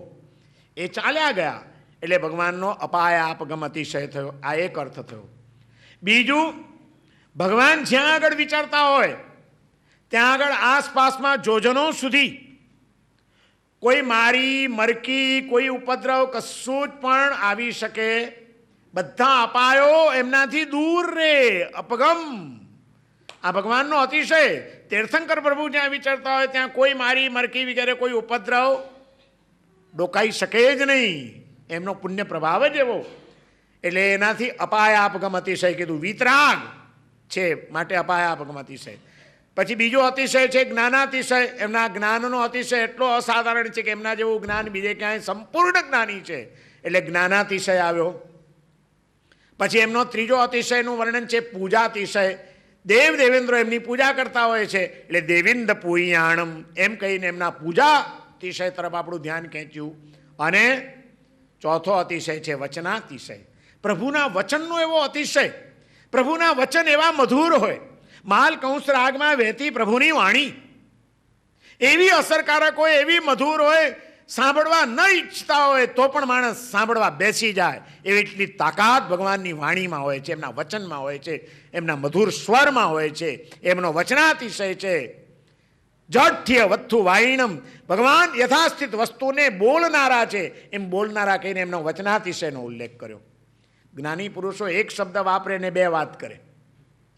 વિતરાગતા પણ કહી અને અપાયાપગમ અતિશય પણ કીધો. સવર્ણુણમ કહીને સર્વજ્ઞતા પણ કહી અને જ્ઞાનાતિશય પણ સમજાવી દીધો. દેવિંદ પુયાણમ પણ કીધું અને એમનો પૂજા અતિશય છે એનું પણ આપણને જ્ઞાન આપ્યું. અને જઠ્ઠ્ય વત્થુ વાયણમ એમ કહ્યું અને એની સાથે જ ભગવાનનો વચનાતિશય. ભગવાનની વાણી કેવી હોય? એમના વચનની તોલે કોઈના વચન આવે? એક તો સત્ય સ્વરૂપ હોય એમના વચન, કલ્યાણકારી હોય એમના વચન, સાતા આપનારા હોય એમના વચન, મધુરતાથી સભરો હોય એમના વચન. ભગવાન દેશના પણ આપે તો માલકંસ રાગમાં આપે, બોલે પણ રાગમાં કે સાંભળવું ગમે. કારણ કે સંગીત એક એવું માધ્યમ છે કે એનાથી ભલભલાનું મન શાંત થઈ ગયા વિના રહે નહીં. ભગવાન માલકંસ રાગમાં તીર્થંકરો દેશના આપતા હતા. માલકંસમાં વહેતી તારી હે પ્રભુ મહાવીરની વાણી. માલકંસ રાગમાં વહેતી હતી વાણી ભગવાનની. અને એ વાણી પણ બાજી કેવી, એનું સામર્થ્ય કેટલું, એના સામર્થ્યની કોઈ આપણે કલ્પના ન કરી શકીએ. છેલ્લી શતાબ્દીના એક આત્મજ્ઞાની સંત પુરુષ જે થઈ ગયા શ્રીમદ રાજચંદ્રજી, એ શ્રીમદ રાજચંદ્રજીએ તીર્થંકર પ્રભુની વાણીનો વિચાર કરતા કરતા હૃદય એવું અહોભાવથી ભરાઈ ગયું કે એને ભાવાંજલિના પુષ્પો આપ્યા વિના રહી ન શક્યા. અને એમને કહેવું પડ્યું કે અનંત અનંત ભાવ ભેદથી ભરેલી ભલી, અનંત અનંત નય નિક્ષેપે વ્યાખ્યાની છે. સકલ જગત હિતકારિણી, હારિણી મોહ, તારિણી ભવાબ્ધિ, મોક્ષચારિણી પ્રમાણી છે. કેવી છે ભગવાનની વાણી? અનંત અનંત ભાવ ભેદથી ભરેલી. ભગવાનની વાણીમાં અનંતા ભાવો ભરેલા હોય અને કેટલા ભેદ પ્રભેદ નય નિક્ષેપથી યુક્ત હોય. ભગવાનની સાપેક્ષ દ્રષ્ટિથી ભગવાન બધું બોલતા હોય. ભાવ અને ભેદોથી ભરેલી, અનંત અનંત ભાવ ભેદથી ભરેલી ભલી અનંત અનંત નય નિક્ષેપે વ્યાખ્યાની છે. કેટલા નય અને નિક્ષેપ, આ એક તત્વજ્ઞાનનો પાછો વિષય છે. શું નય એટલે શું અને નિક્ષેપ એટલે શું? કેટલા નયો છે, કેટલા નિક્ષેપ છે? બધાના નામ આવડે? શીખતા જ નહીં. આપણે ભગવાનની પૂજા કરી આવવાની, બાકી ભગવાનના વચનાતિશયની અંદર મગજમારીમાં આપણે નહીં પડવાનું કે એમના વચનાતિશયમાં શું શું આવે. જ્ઞાનની કેટલી બધી ઉપેક્ષા છે આપણે ત્યાં. નય નિક્ષેપોથી યુક્ત હોય. ભગવાન કોઈ દિવસ એક જ રીતે ના બોલે. ભગવાન એક વાક્ય બોલે, એનો એક નયથી અર્થ એક અર્થ થતો હોય, બીજા નયથી દ્રષ્ટિએ વિચારીએ ત્યારે બીજો અર્થ થતો હોય. એમ અનેકાંતમય, અનેક અંતવાળી, અનેક છેડાવાળી ભગવાનની વાણી હોય, નય નિક્ષેપોથી યુક્ત હોય. અનંત અનંત નય નિક્ષેપે વ્યાખ્યાની છે. અને એ વાણીબાજી કેવી? ખાલી બોલવા ખાતર બોલે છે? આપણે તો નવરા બેઠા 4 જણા બહાર નીકળશું એટલે અમથી વાતો, જેનો કોઈને લાભ ન હોય, જેનાથી ના આપણા આત્માને લાભ હોય, ન બીજા કોઈના આત્માને લાભ હોય, એવી કોઈ પણ વાક્ય કે એવી કોઈ પણ વાણી મારે બોલવી નહીં, એટલો આપણો નિયમ ખરો? બહાર નીકળીને ચાલુ થઈ જશે આપણું બ્રોડકાસ્ટિંગ. ભગવાન જે બોલે એમને એમ કશું બોલે જ નહીં. સકલ જગત હિતકારિણી. ભગવાનની વાણી સકલ જગતનું હિત કરનારી હોય. ભગવાનની વાણી નકામી જાય જ નહીં. કોઈક આત્માને કંઈક સ્પર્શે, કોઈક આત્માને કંઈક સ્પર્શે, કોઈક આત્માને કંઈક સ્પર્શે, પણ હિત થાય ને થાય. સકલ જગત હિતકારિણી, હારિણી મોહ, લોકોના મોહને હરી લેનારી, એના મોહના ભુક્કા બોલાવી દેનારી. તારિણી ભવાબ્ધિ, ભવ સમુદ્રમાંથી તારનારી. મોક્ષચારિણી પ્રમાણી છે અને મોક્ષના માર્ગે દોડાવનારી તરીકે પ્રમાણિત થયેલી છે. જે કોઈ ભગવાનની વાણીને અનુસર્યા એ આત્માનો મોક્ષ માર્ગે વિકાસ થયા વિના રહ્યો જ નથી. કેટલા આત્માઓ ભગવાનના માર્ગે વચનને પકડીને તરી ગયા. કેટલા આત્માઓ તરી ગયા. ભગવાનના એક શબ્દ ભુજ્જ ભુજ્જ ચંડ કોશિયા, અને ચંડ કૌશિક મોક્ષના માર્ગે દોટ મૂકી ચૂક્યો. દુષ્કૃત ગરહા એની શરૂ થઈ ગઈ. મેં આ શું કર્યું? આટલો બધો ક્રોધ, આટલા બધા કષાયો, આટલા બધા ફૂફાડા, અરે મેં આ શું કર્યું? પશ્ચાતાપની પાવન ગંગા ભગવાનના માત્ર 2 શબ્દોના કારણે ચંડ કૌશિક જેવા એક પશુ તિરિંચના હૃદયની અંદર પણ અસર કરી ગઈ. ભગવાનની વાણી કોને અસર નથી કરતી? અરે મેઘ મુનિ, તમે આ શું વિચાર્યું? તમને ખબર છે ગયા ભવમાં, હાથીના ભવમાં અજાણપણે પણ જીવદયા માટે થોડું કષ્ટ વેઠ્યું હતું, તો એના કારણે તમને મનુષ્યનો જન્મ મળ્યો. રાજાને ત્યાં રાજકુમાર તરીકે તમે જન્મ્યા અને એ પુણ્યના ઉદયથી આ સાધનાનો માર્ગ મળ્યો. અને મેઘમુનિ હવે થોડીક અસાતા સાધુઓના પગના ઠેબા લાગ્યા રાતના. જરાક એમના ચરણની રજ તમારા પથારીમાં આવીને ખૂંચી, એમાં તમે આટલા બધા અશાંત થઈ ગયા, દીક્ષા છોડવા તૈયાર થઈ ગયા. વિચાર કરો. બસ ભગવાને આટલું જ કીધું અને મેઘમુનિ સ્થિર થઈ ગયા ચારિત્રમાં. અને કેવા સ્થિર થયા એટલે મોક્ષ માર્ગે, મોક્ષચારિણી પ્રમાણી છે, મોક્ષના માર્ગે ચરાવનારી છે, આગળ ચલાવનારી છે. કે પ્રભુ આ દેહની આસક્તિએ આ મારા ચિત્તમાં અસમાધિ ઊભી કરી દીધી. અનાદિકાળથી અનેક જન્મોથી ઘર કરી ગયેલી આ દેહની આસક્તિ, દેહાધ્યાસ, પ્રભુ હવે આપના ચરણોમાં આવીને મારે ત્યાગીને જ રહેવું છે. પ્રતિજ્ઞા આપી દો. આંખોથી જીવદયા પાડવાની છે, આંખોથી શાસ્ત્રોનું વાંચન કરવાનું છે, આંખોથી આપના દર્શન કરવાના છે. પ્રભુ એટલા માટે આંખમાં જો કંઈ પણ થાય તો ઉપાય કરીશ, બાકી શરીરમાં કંઈ પણ રોગ થાય, કંઈ પણ વેદના થાય, કોઈ ઉપાય નહીં કરું. એ વેદનાને પ્રસન્નતાથી આપની કૃપાથી સમતાથી સહન કરીશ અને મારા દેહાધ્યાસને તોડીશ. પ્રભુ મારે દેહથી મુક્ત થઈને દેહાતીત સ્વરૂપને પ્રાપ્ત કરવું છે. પ્રભુ કૃપા કરો. અને બાધા લઈ લીધી. એક જ વાક્ય ભગવાનનું અને મેઘકુમારની આખી દિશા બદલાઈ ગઈ. એક જ વાક્ય ભગવાનનું અને ચંડકૌશિક નરકના માર્ગે દોટ મૂકી ચૂકેલો 8મા દેવલોકમાં પહોંચી ગયો. ભગવાનની વાણી શું કરે? હારિણી મોર તારિણી ભવાબ્ધી મોક્ષચારિણી પ્રમાણી છે. ઉપમા આપ્યાની જેને તમા રાખવી તે વ્યર્થ. ભગવાનની વાણીને કોની ઉપમા આપી શકાય? સાકર જેવી મીઠી છે, મધ જેવી મીઠી છે. કેવી કેવી કઈ ઉપમા આપો તમે? અરે જેને કોઈ ઉપમા આપી જ ન શકાય, બધી હેઠ પડે, ઉપમાઓ ઓછી પડે, નિરૂપમેય છે. ઉપમા આપ્યાથી આપવાની તમા રાખવી તે વ્યર્થ. આપવાથી નિજમતી મપાઈ મેં માની છે. એને આપણે ઉપમા આપવા જઈએ તો આપણી બુદ્ધિનું માપ કાઢીએ છીએ આપણે, કે અક્કલ જ નથી આપણામાં. બુદ્ધિનું દેવાળું ફૂંકવાની વાત છે, આપવાની ચેષ્ટા જ ન કરાય.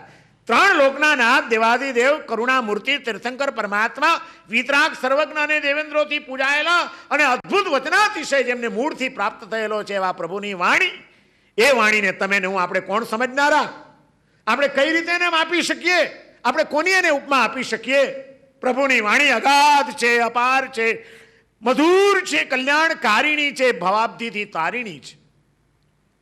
ઉપમા આપ્યાની જેને તમા રાખવી તે વ્યર્થ. આપવાથી નિજમતી મપાઈ મેં માની છે. અહો રાજચંદ્ર બાલ ખ્યાલ નથી પામતા. એ જીનેશ્વરની વાણી જેણે જાણી તેણે જાણી છે. ભગવાનની વાણી તો જે જાણે તે જાણે, બાકી કોણ એને જાણી શકે? જાણવા માટે પણ યોગ્યતા જોઈએ. ભગવાનની વાણીનું મૂલ્યાંકન કરવા માટે આપણી બુદ્ધિની ફૂટપટ્ટી ઘણી ટૂંકી પડે એમ છે. આપણી આત્માની યોગ્યતા ઘણી વામણી પુરવાર થાય એમ છે. ભગવાનની વાણીને આપણે ક્યારે નહીં સમજી શકીએ. આ આખા સળગતા સંસારમાં શીતળતાનું પાણી છાંટનારી જો કોઈ હોય તો એ ભગવાનની વાણી છે. શું કરે ભગવાનની વાણી? ચારે બાજુ સંસાર સળગ્યો હોય ત્યારે શીતળતા કોણ આપે? છાંટે ત્યારે શીતલ પાણી, એવા પ્રભુ વીરની વાણી. ભગવાનની વાણી. પાણી વિના જીવન ન ચાલે. આ વરસાદ ખેંચાઈ ગયો છે તો ચિંતા થાય છે ને હવે બધાને. શું થશે? મુંબઈમાં પાણી ન આવે તો કાપ વધારે આવશે, કેમ કરશું? પાણી વિના જીવન મુશ્કેલ થતું લાગે છે. પણ ભગવાનની વાણી નહીં મળે તો કેમ ચાલશે? એવું કોઈ દિવસ વિચાર આવ્યો? પાણી વિના જીવન ટકવું મુશ્કેલ છે અને પ્રભુની વાણી વિના આત્મા ટકવો મુશ્કેલ છે. સન્માર્ગે પાણી વિના ચાલે જ નહીં, એમ જીનવાણી વિના પણ ચાલે જ નહીં. એવું જે દિવસે લાગશે એ દિવસે જીનવાણીનું શ્રવણ કરવાનો સંસ્કાર આપણો દ્રઢ બની જશે. શ્રાવકના દૈનિક કર્તવ્યમાં બતાડવામાં આવ્યું છે કે શ્રાવક રોજ શું શું કાર્યો કરે, તો એમાં કીધું છે રોજ જીનવાણીનું શ્રવણ કરે. સવારના ઉઠીને શું કરવાનું? પહેલા છાપું. શરૂઆત શેનાથી થાય? દુનિયાની ઉપાધિઓથી જ ને. છાપું ખોલો એટલે આખી દુનિયાની ઉપાધિ સિવાય કંઈ હોય છે છાપામાં? અહીં આગળ આગ લાગી, અહીં આગળ ચોરી થઈ, આનું ખૂન થયું, અહીં ધરતીકંપ થયો, અહીં બળાત્કાર કર્યો, અહીં લફરું થયું, આ બેંક ઉઠી ગઈ. સિવાય આર્ત ધ્યાનના નિમિત્તો સિવાય શું મળે તમને? અને જે સારું હોય છે તો પછી વાંચશું એમ કરીને એક બાજુ પર જ મૂકી દેવાનો હોય. એ વાંચવાનો ભાઈ ટાઈમ હોતો નથી. આપણને ટેવ કરી કે હું છાપું પછી લઈશ, પહેલા શાસ્ત્ર લઈશ હાથમાં, એકાદ પાનું પણ વાંચીશ, કંઈ નહીં તો પંચસૂત્રનું 1 પાનું પણ વાંચીને સ્વાધ્યાય કરી લઈશ પહેલા. ચાલો, નિયમ છે કોઈ? જીનવાણીનું મહત્વ આપણને સમજાયું છે. માંડવગઢનો મહામંત્રી પેથડસા ટાઈમ નહોતો મળતો આખા માંડવનું મંત્રી પદું સંભાળવાનું હતું. રાજકાજની અનેક જવાબદારીઓ એના માથે હતી, એટલે સમય નહોતો મળતો. પણ જીનવાણીનું મહત્વ સમજાયેલું હતું. માટે જ ઘરેથી નીકળે, રાજસભામાં જાય, પાલખીમાં બેસીને, એ જમાનાનો રિવાજ હતો પાલખીમાં જતા હતા, ત્યારે એની પાલખીની અંદર ઉપદેશમાળા નામનો ગ્રંથ રાખતા હતા. અને ઉપદેશ માળાની રોજ એક ગાથા ગોખી લેતા હતા અને એનો સ્વાધ્યાય કરતા હતા. રસ્તામાં પણ રાજસભામાં પહોંચતા સુધીમાં પણ શાસ્ત્ર સ્વાધ્યાય રોજ થવો જોઈએ એવો નિયમ પેથડ સાને હતો. મુંબઈથી નીકળ્યા તિથલ આવવા માટે, ટાઈમ પાસ કરવા માટે સ્ટેશનથી શું લીધું? ચિત્રલેખા, અભિયાન, જી. જીન વાણીનું આપણને કોઈ મહત્વ સમજાયું છે? પંચસૂત્રની અંદર પહેલી આ એક વચનાતિશય તરફ આપણું ધ્યાન ખેંચે છે કે પ્રભુના વચનોમાં કેટલી તાકાત છે. એ વચનનો સ્વાધ્યાય કરો, એ વચનનું શ્રવણ કરો, એ વચનનું ચિંતન કરો, એની ઉપર નિધિધ્યાસન કરો, કલ્યાણ થઈ જશે. નમો વિયરાગાણમ સવન્નુણમ દેવિંદ પૂયાણમ જઠ્ઠ્ય વત્તુ વાઈણમ. અપાયાપગમ અતિશયથી યુક્ત, જ્ઞાનાતિશયથી યુક્ત, પૂજાતિશયથી યુક્ત અને વચનાતિશયથી યુક્ત એવા સર્વજ્ઞ વિતરાગ પ્રભુને મારા નમસ્કાર હો. આવા અતિશયો જેમને વરેલા છે એવા પ્રભુને હું નમસ્કાર કરું છું, કારણ કે મારે પણ એ અતિશયો જોઈએ છે. મારા પણ જીવનમાંથી બધા અપાય એટલે કે નુકસાનકારક તત્વો નીકળી જાય એવું હું ઈચ્છું છું. મારું અજ્ઞાન ટળી જાય એવું હું ઈચ્છું છું. દેવેન્દ્રોથી પૂજાવાને લાયક બની શકું એટલે કે તીર્થંકર પદ મને પણ પ્રાપ્ત થાય કોક જન્મમાં એવું હું ઈચ્છું છું. અને મારું વચન કોઈના હૃદયને દુભાવનારું ન બને, પણ કોઈના હૃદયને મલમ ચોપડનારું બને, સાતા આપનારું બને, એને ડુબાડનારું ન બને પણ તારનારું બને એવું હું ઈચ્છું છું. માટે એવી વિશેષતાથી વરેલા એવા તીર્થંકર પ્રભુને, સર્વજ્ઞ વિતરાગને મારા નમસ્કારો. એ ભાવ સાથે તમે નમસ્કાર કરો. એ નમસ્કાર કેવો થાય? પણ હજી અટક્યા નથી, હજી વિશેષણ બાકી રાખ્યા છે. પહેલાં તો નમસ્કારનો ભાવ આવવો જોઈએ, નમવાનો ભાવ, અહંકાર તૂટવો જોઈએ. અને પછી નમસ્કાર કોને કરવું છે એનો પરિચય થવો જોઈએ. વિતરાગ, સર્વજ્ઞ, દેવેન્દ્રોથી પૂજાયેલા અને યથાસ્થિત વસ્તુને કહેનારા, ત્રણ લોકના ગુરુ, તેલુક્ક ગુરુણમ, ત્રણ લોકના ગુરુ એવા આર્યન પ્રભુને મારા નમસ્કાર. ત્રણ લોકના ગુરુ ભગવાન, ત્રણ લોકના ગુરુ કેવી રીતે? તીર્થંકર પ્રભુનો એક બીજો અતિશય છે કે એમને માત્ર મનુષ્યો જ નથી માનતા, પણ એમને ઉર્ધ્વલોકમાં રહેલા દેવાત્માઓ પણ એમના વચનો સાંભળવા દોડી આવે છે. એમના સમવસણમાં પૃથ્વીલોકના મનુષ્યો પણ દોડી દોડીને પહોંચી જાય છે પ્રભુની વાણી સાંભળવા માટે. અને પાતાળ લોકમાં રહેલા દેવો પણ, ધરણેન્દ્ર, પદ્માવતી, આ બધા પાતાળ લોકના દેવો છે.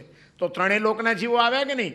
એ ત્રણેય લોકના જીવો દોડી દોડીને શરણ સ્વીકારવું હોય તો ક્યાં જાય છે? વિતરાગ પ્રભુની પાસે. બીજા કોઈનામાં એ તાકાત નથી કે ત્રણેય લોકના જીવોને શરણ આપી શકે, ત્રણેય લોકના જીવોના એ ગુરુ બની શકે. ગુરુ એટલે, ગુરુ શબ્દની વ્યાખ્યાઓ આપી છે.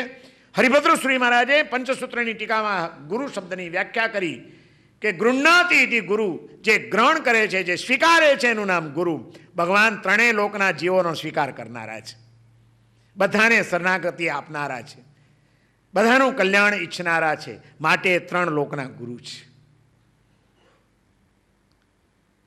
બાકી બીજા બધા કોઈ પણ ગુરુઓ હોય તો એની આગળ કોણ જાય તો મનુષ્યો જાય. કોઈ દેવને જોતા આવતા જોયા? કોઈ પાતાળ લોકના આત્માઓને આવતા જોયા?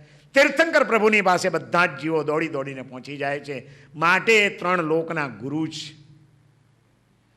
એ ગ્રહણ કરે છે બધાને, એ સ્વીકારે છે બધાને, એ પોતાના હૃદયના ભાવો એમના પ્રતિ વહાવે છે. સૌનું કલ્યાણ થાવ. તિર્યંચો પ્રત્યે પણ, લાકડામાં બળતા નાગ નાગણના જીવ પ્રત્યે પણ ભગવાને એનું કલ્યાણ ઈચ્છ્યું કે ન ઈચ્છ્યું? સંગમદેવ અપરાધ કરીને ચાલ્યો જતો તો ઉર્ધ્વલોકની અંદર, ત્યારે પણ બિચારો મારું નિમિત્ત બાંધીને આટલા બધા કર્મ બાંધી ગયો પામીને. અરે એ આત્માની કેવી દુર્દશા થશે. એ આત્માને શાંતિ મળો, આ વિચાર, એની કરુણાનો વિચાર, ઉર્ધ્વલોકના જીવનો સુખનો વિચાર ભગવાનના હૃદયને દ્રવિત કરી ગયો ને ભગવાનની આંખમાંથી આંસુ પડ્યા કે નહીં પડ્યા? શું રમેશભાઈ જોયા હતા ભગવાનની આંખના આંસુ? તમે ભગવાનને રડતા જોયા છે? બધા કે મારા સાહેબ શું મૂર્તિ છે, કાલે જ આવ્યા હતા અમારા, આમ ભગવાન જાણે આપણી જોડે હમણાં બોલશે એવું લાગે છે, બહુ લાઈવ છે મૂર્તિ, અને કેટલો હસમુખો ચહેરો છે. ભગવાન હસતા તો આપણને ગમે છે, પણ કોઈ વાર ભગવાનને રડતા જોયા છે?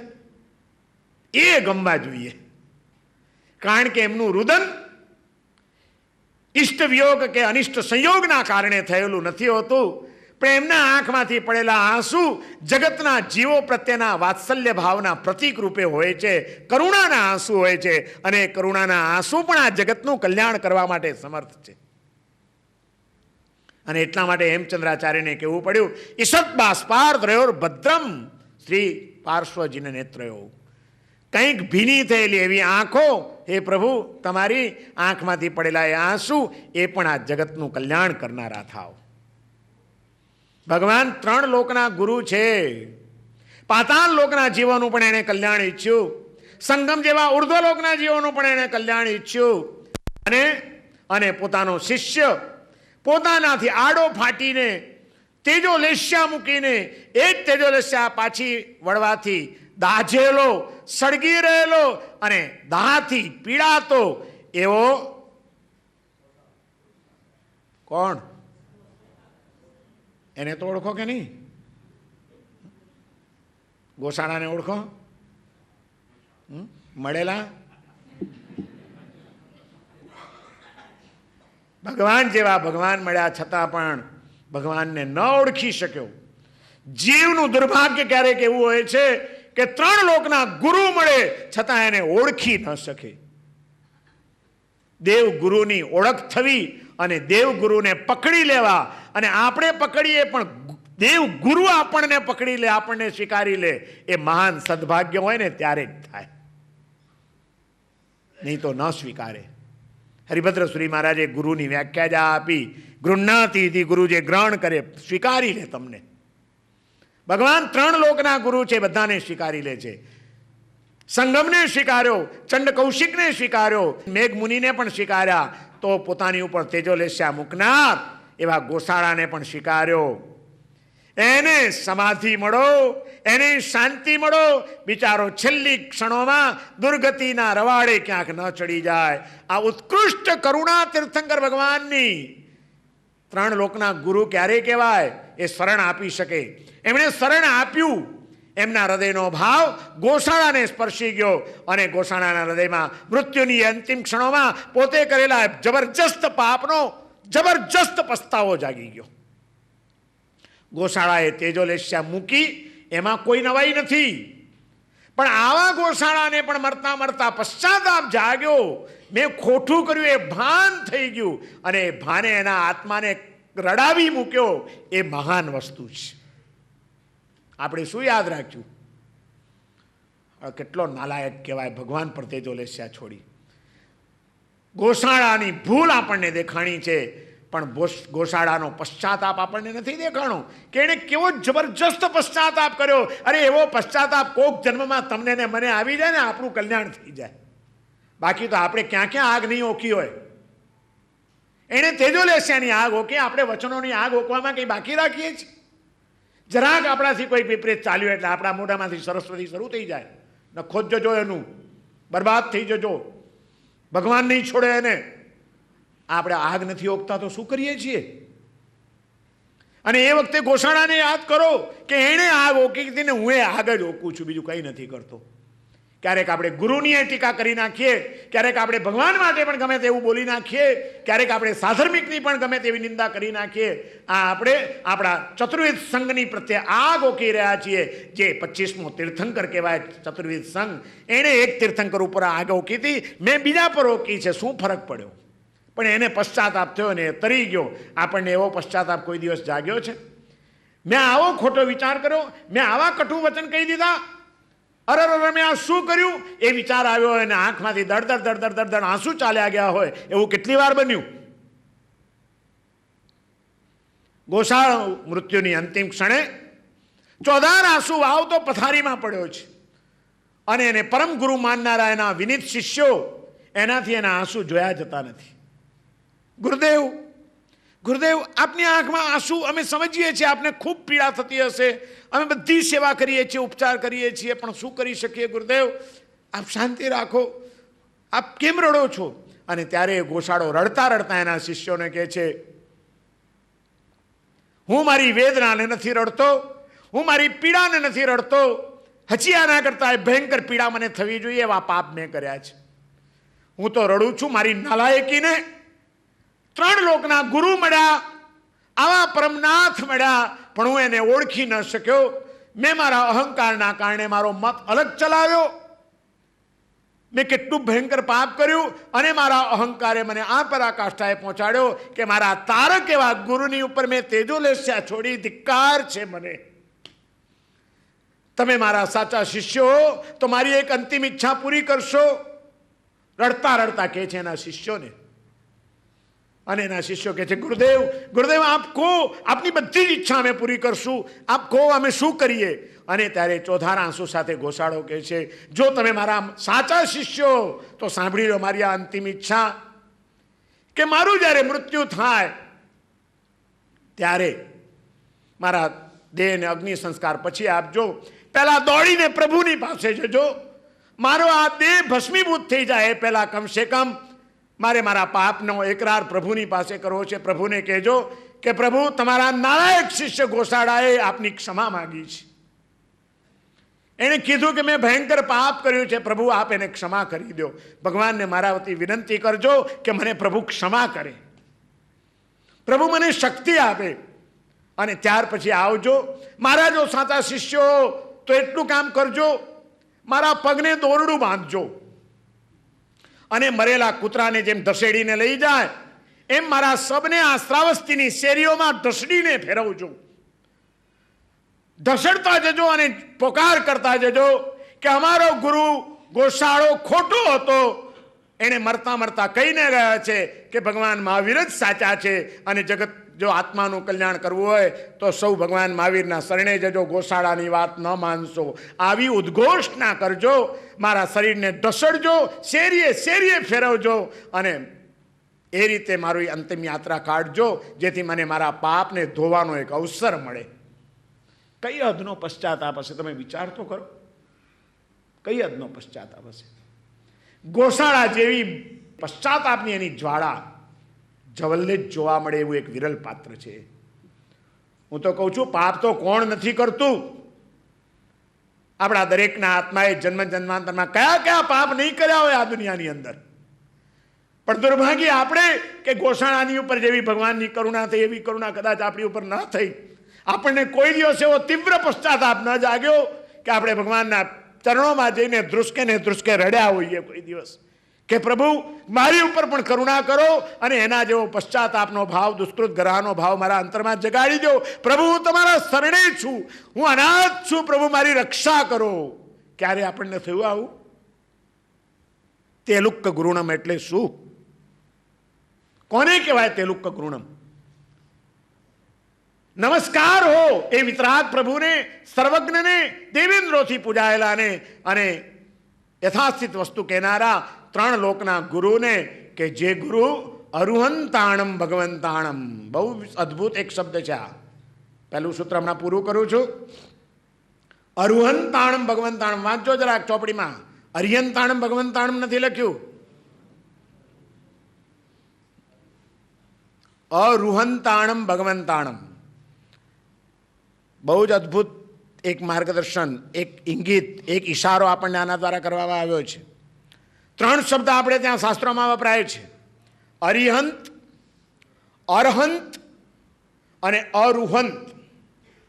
ત્રણેયની વ્યાખ્યાઓ જુદી જુદી આપી છે. અરિ એટલે દુશ્મન, એનો હંત એટલે હણનારા. રાગ, દ્વેષ, કામ, ક્રોધ, મોહ, મદ, અહંકાર, આ બધા જે આંતર દુશ્મનો છે એને જેણે હણી નાખ્યા છે, એટલે કે જે આ દુર્ગુણોથી મુક્ત થઈ ગયા છે, કર્મોને જેમણે ખપાવી નાખ્યા છે, એને અરિહંત કહેવાય. એ અરિયંત. નમો અરિયંતાણમ. બીજો શબ્દ છે અરહંતાણમ. નમો અરહંતાણમ. અર્હ પૂજાયામ. જે દેવ દેવેન્દ્રો જેમની પૂજા કરે છે એવા મહાન આત્માને મારા નમસ્કાર. કારણ કે દેવ દેવેન્દ્રો સિવાય તીર્થંકરને સિવાય ક્યાંય જાય જેવો નિયમ નથી, પણ કોઈ પણ તીર્થંકરનું કલ્યાણક હોય ત્યારે દેવેન્દ્રો અવશ્ય આવે એવો નિયમ છે. એટલે દેવેન્દ્રોથી પૂજાયેલા એવા આત્માઓ જ્યારે લો ત્યારે તમારા તીર્થંકર પરમાત્મા જ આવે, બીજું કોઈ ના આવી શકે. પહેલામાં અપાયાપગમ અતિશયના હિસાબે કહેવામાં આવ્યું છે કે નમો અરિયંતાણમ. અહીં પૂજા અતિશયને ધ્યાનમાં રાખીને શબ્દ વાપરવામાં આવ્યો અરહંતાણમ. અને અરિયંત પણ સદાને માટે અરિયંત રહે છે, એમનું આયુષ્ય કર્મ પૂર્ણ થાય. 4 ઘાતી કર્મો ક્ષય થયા એટલે સર્વજ્ઞ વિતરાગ બન્યા, પણ હજી અઘાતી કર્મો બાકી છે જેના કારણે શરીર વગેરેનું બંધન છે.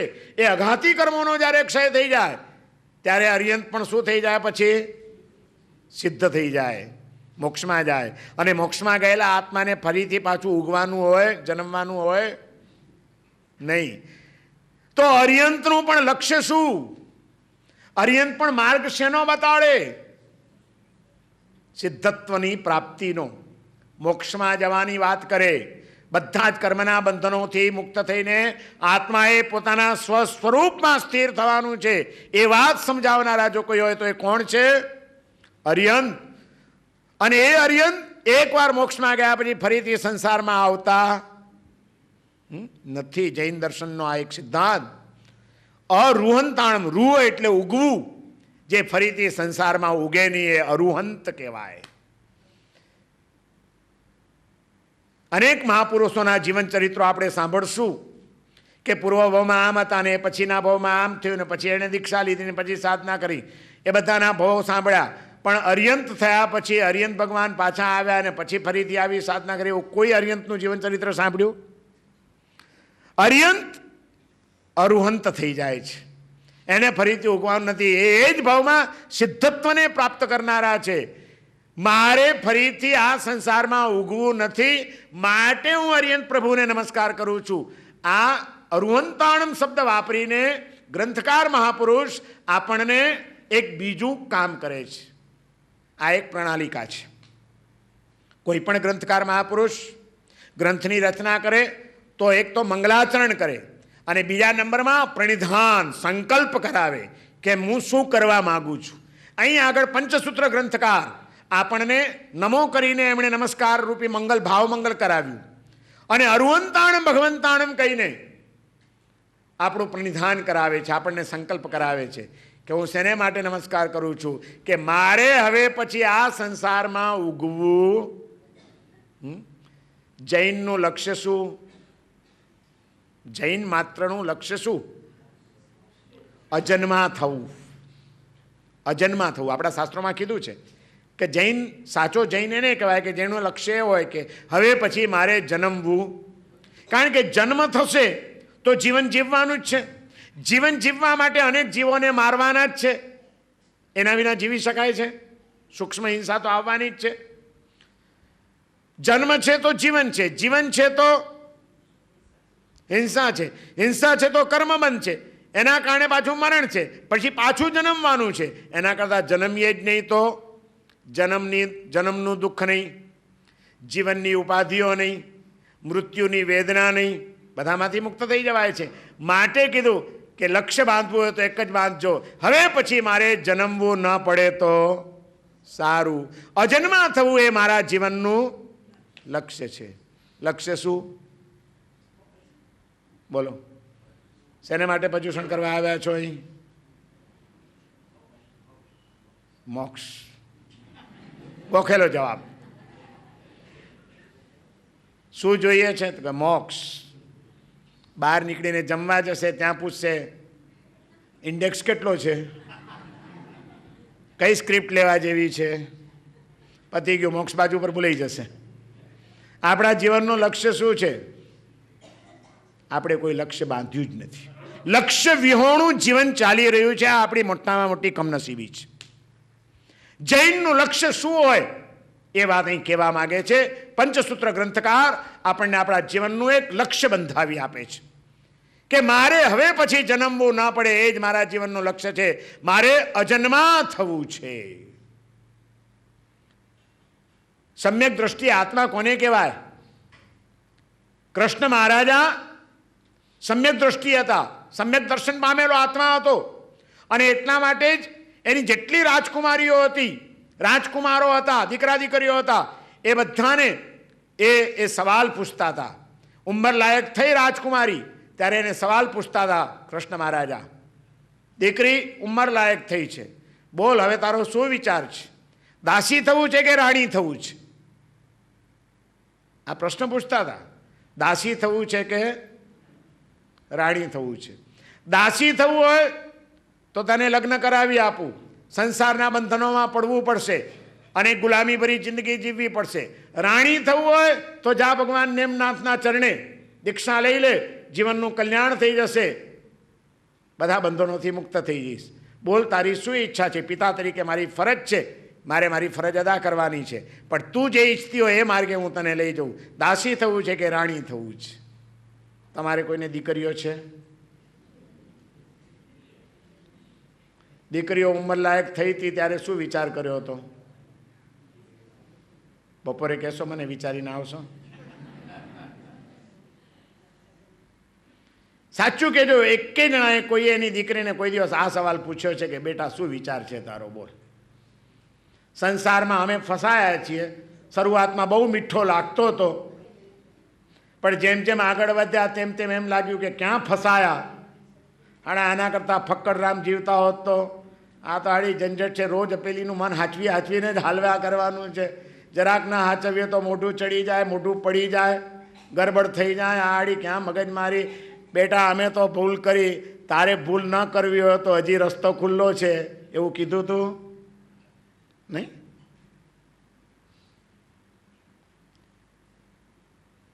કૃષ્ણ મહારાજાની વાર્તાઓ જ સાંભળવાની.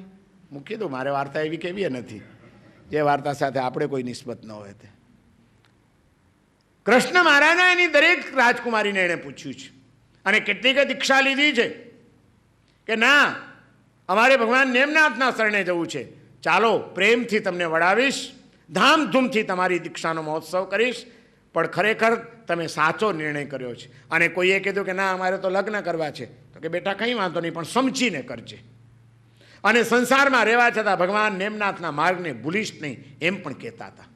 પરિણાવો એનો વાંધો નથી, ગ્રહસ્થ એની સાંસારિક જવાબદારીઓ અદા કરવા માટે દીકરા દીકરીઓને પરણવાની ઈચ્છા હોય તો પરણાવે, પણ પરણાવતા પહેલા શ્રાવક મા બાપ એ દીકરા દીકરીઓને એની વાસ્તવિકતાનું ભાન તો કરાવે જ, અને એનું લક્ષ્ય ન ભૂલાઈ જાય એની પ્રેરણા પણ.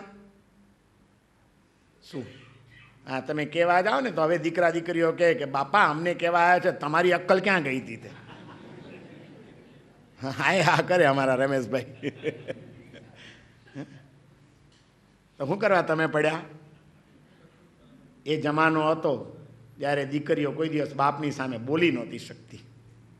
કહેતી હતી કે ના, પિતાજી જે કરતા હશે અમારા સારા માટે વિચારતા હશે, અમારા હિત માટે વિચારતા હશે, એમની વાત પર ધ્યાન આપીએ. આ એક મર્યાદા હતી, આ એક ગરિમા હતી આપણી, આ એક સંસ્કૃતિ હતી આપણી. જેમ જેમ એમાં ગરબડ થઈ ગઈ તેમ તેમ આપણા જીવનમાં ગરબડ થતી ગઈ છે, અને એવી ગરબડોથી બચવા માટે આ પંચસૂત્ર ગ્રંથ આપણને અદ્ભુત માર્ગદર્શન આપે છે. અને પહેલા જ સૂત્રની અંદર એક બાજુ અહંકારથી મુક્ત થવાની વાત કરે છે, બીજી બાજુ જીનેશ્વર ભગવાનની વિશેષતાઓ સમજાવીને એને શરણે ચાલ્યા જવાની વાત મૂકે છે, અને ત્રીજી બાજુ જીવનનું લક્ષ્ય બંધાવી આપે છે કે શા માટે આવા વિતરાગ સર્વજ્ઞ દેવેન્દ્રથી પૂજાયેલા યથાતીત વસ્તુને કહેનારા અને 3 લોકના ગુરુ એવાને શા માટે તમારે નમસ્કાર કરવો છે? કે એટલા માટે કે એ પ્રભુએ જે સ્થિતિ પ્રાપ્ત કરી છે કે જન્મ મરણના ફેરા એના ટળી ગયા, અમારા પણ જન્મ મરણના ફેરા ટળી જાય, અજન્મા થવાની સિદ્ધિ અમને મળી જાય, એટલા માટે અમે ભગવાનને નમસ્કાર કરીએ છીએ. તેલુક ગુરુણમ અરુહંતાણમ ભગવંતાણમ. અહીં આગળ પહેલું સૂત્ર પૂરું થાય છે. પહેલા સૂત્રનું પહેલું સૂત્ર, પંચસૂત્રના 5 ચેપ્ટર, એમાંનું પહેલું ચેપ્ટર પાપ પ્રતિઘાત ગુણ બીજાધાન સૂત્ર. એ પહેલા ચેપ્ટરના 20 સૂત્રો, એમાંનું પહેલું સૂત્ર આ છે. કયું? નમો વીયરાગાણમ સવન્નૂણમ દેવિંદ પૂયાણમ જઠ્ય વત્થુવાઈણમ તેલુક ગુરુણમ અરુહંતાણમ ભગવંતાણમ. સર્વમંગલમાંગલ્યમ સર્વકલ્યાણકારણમ પ્રધાનમ સર્વધર્માણામ જૈનમ જયતિ શાસનમ.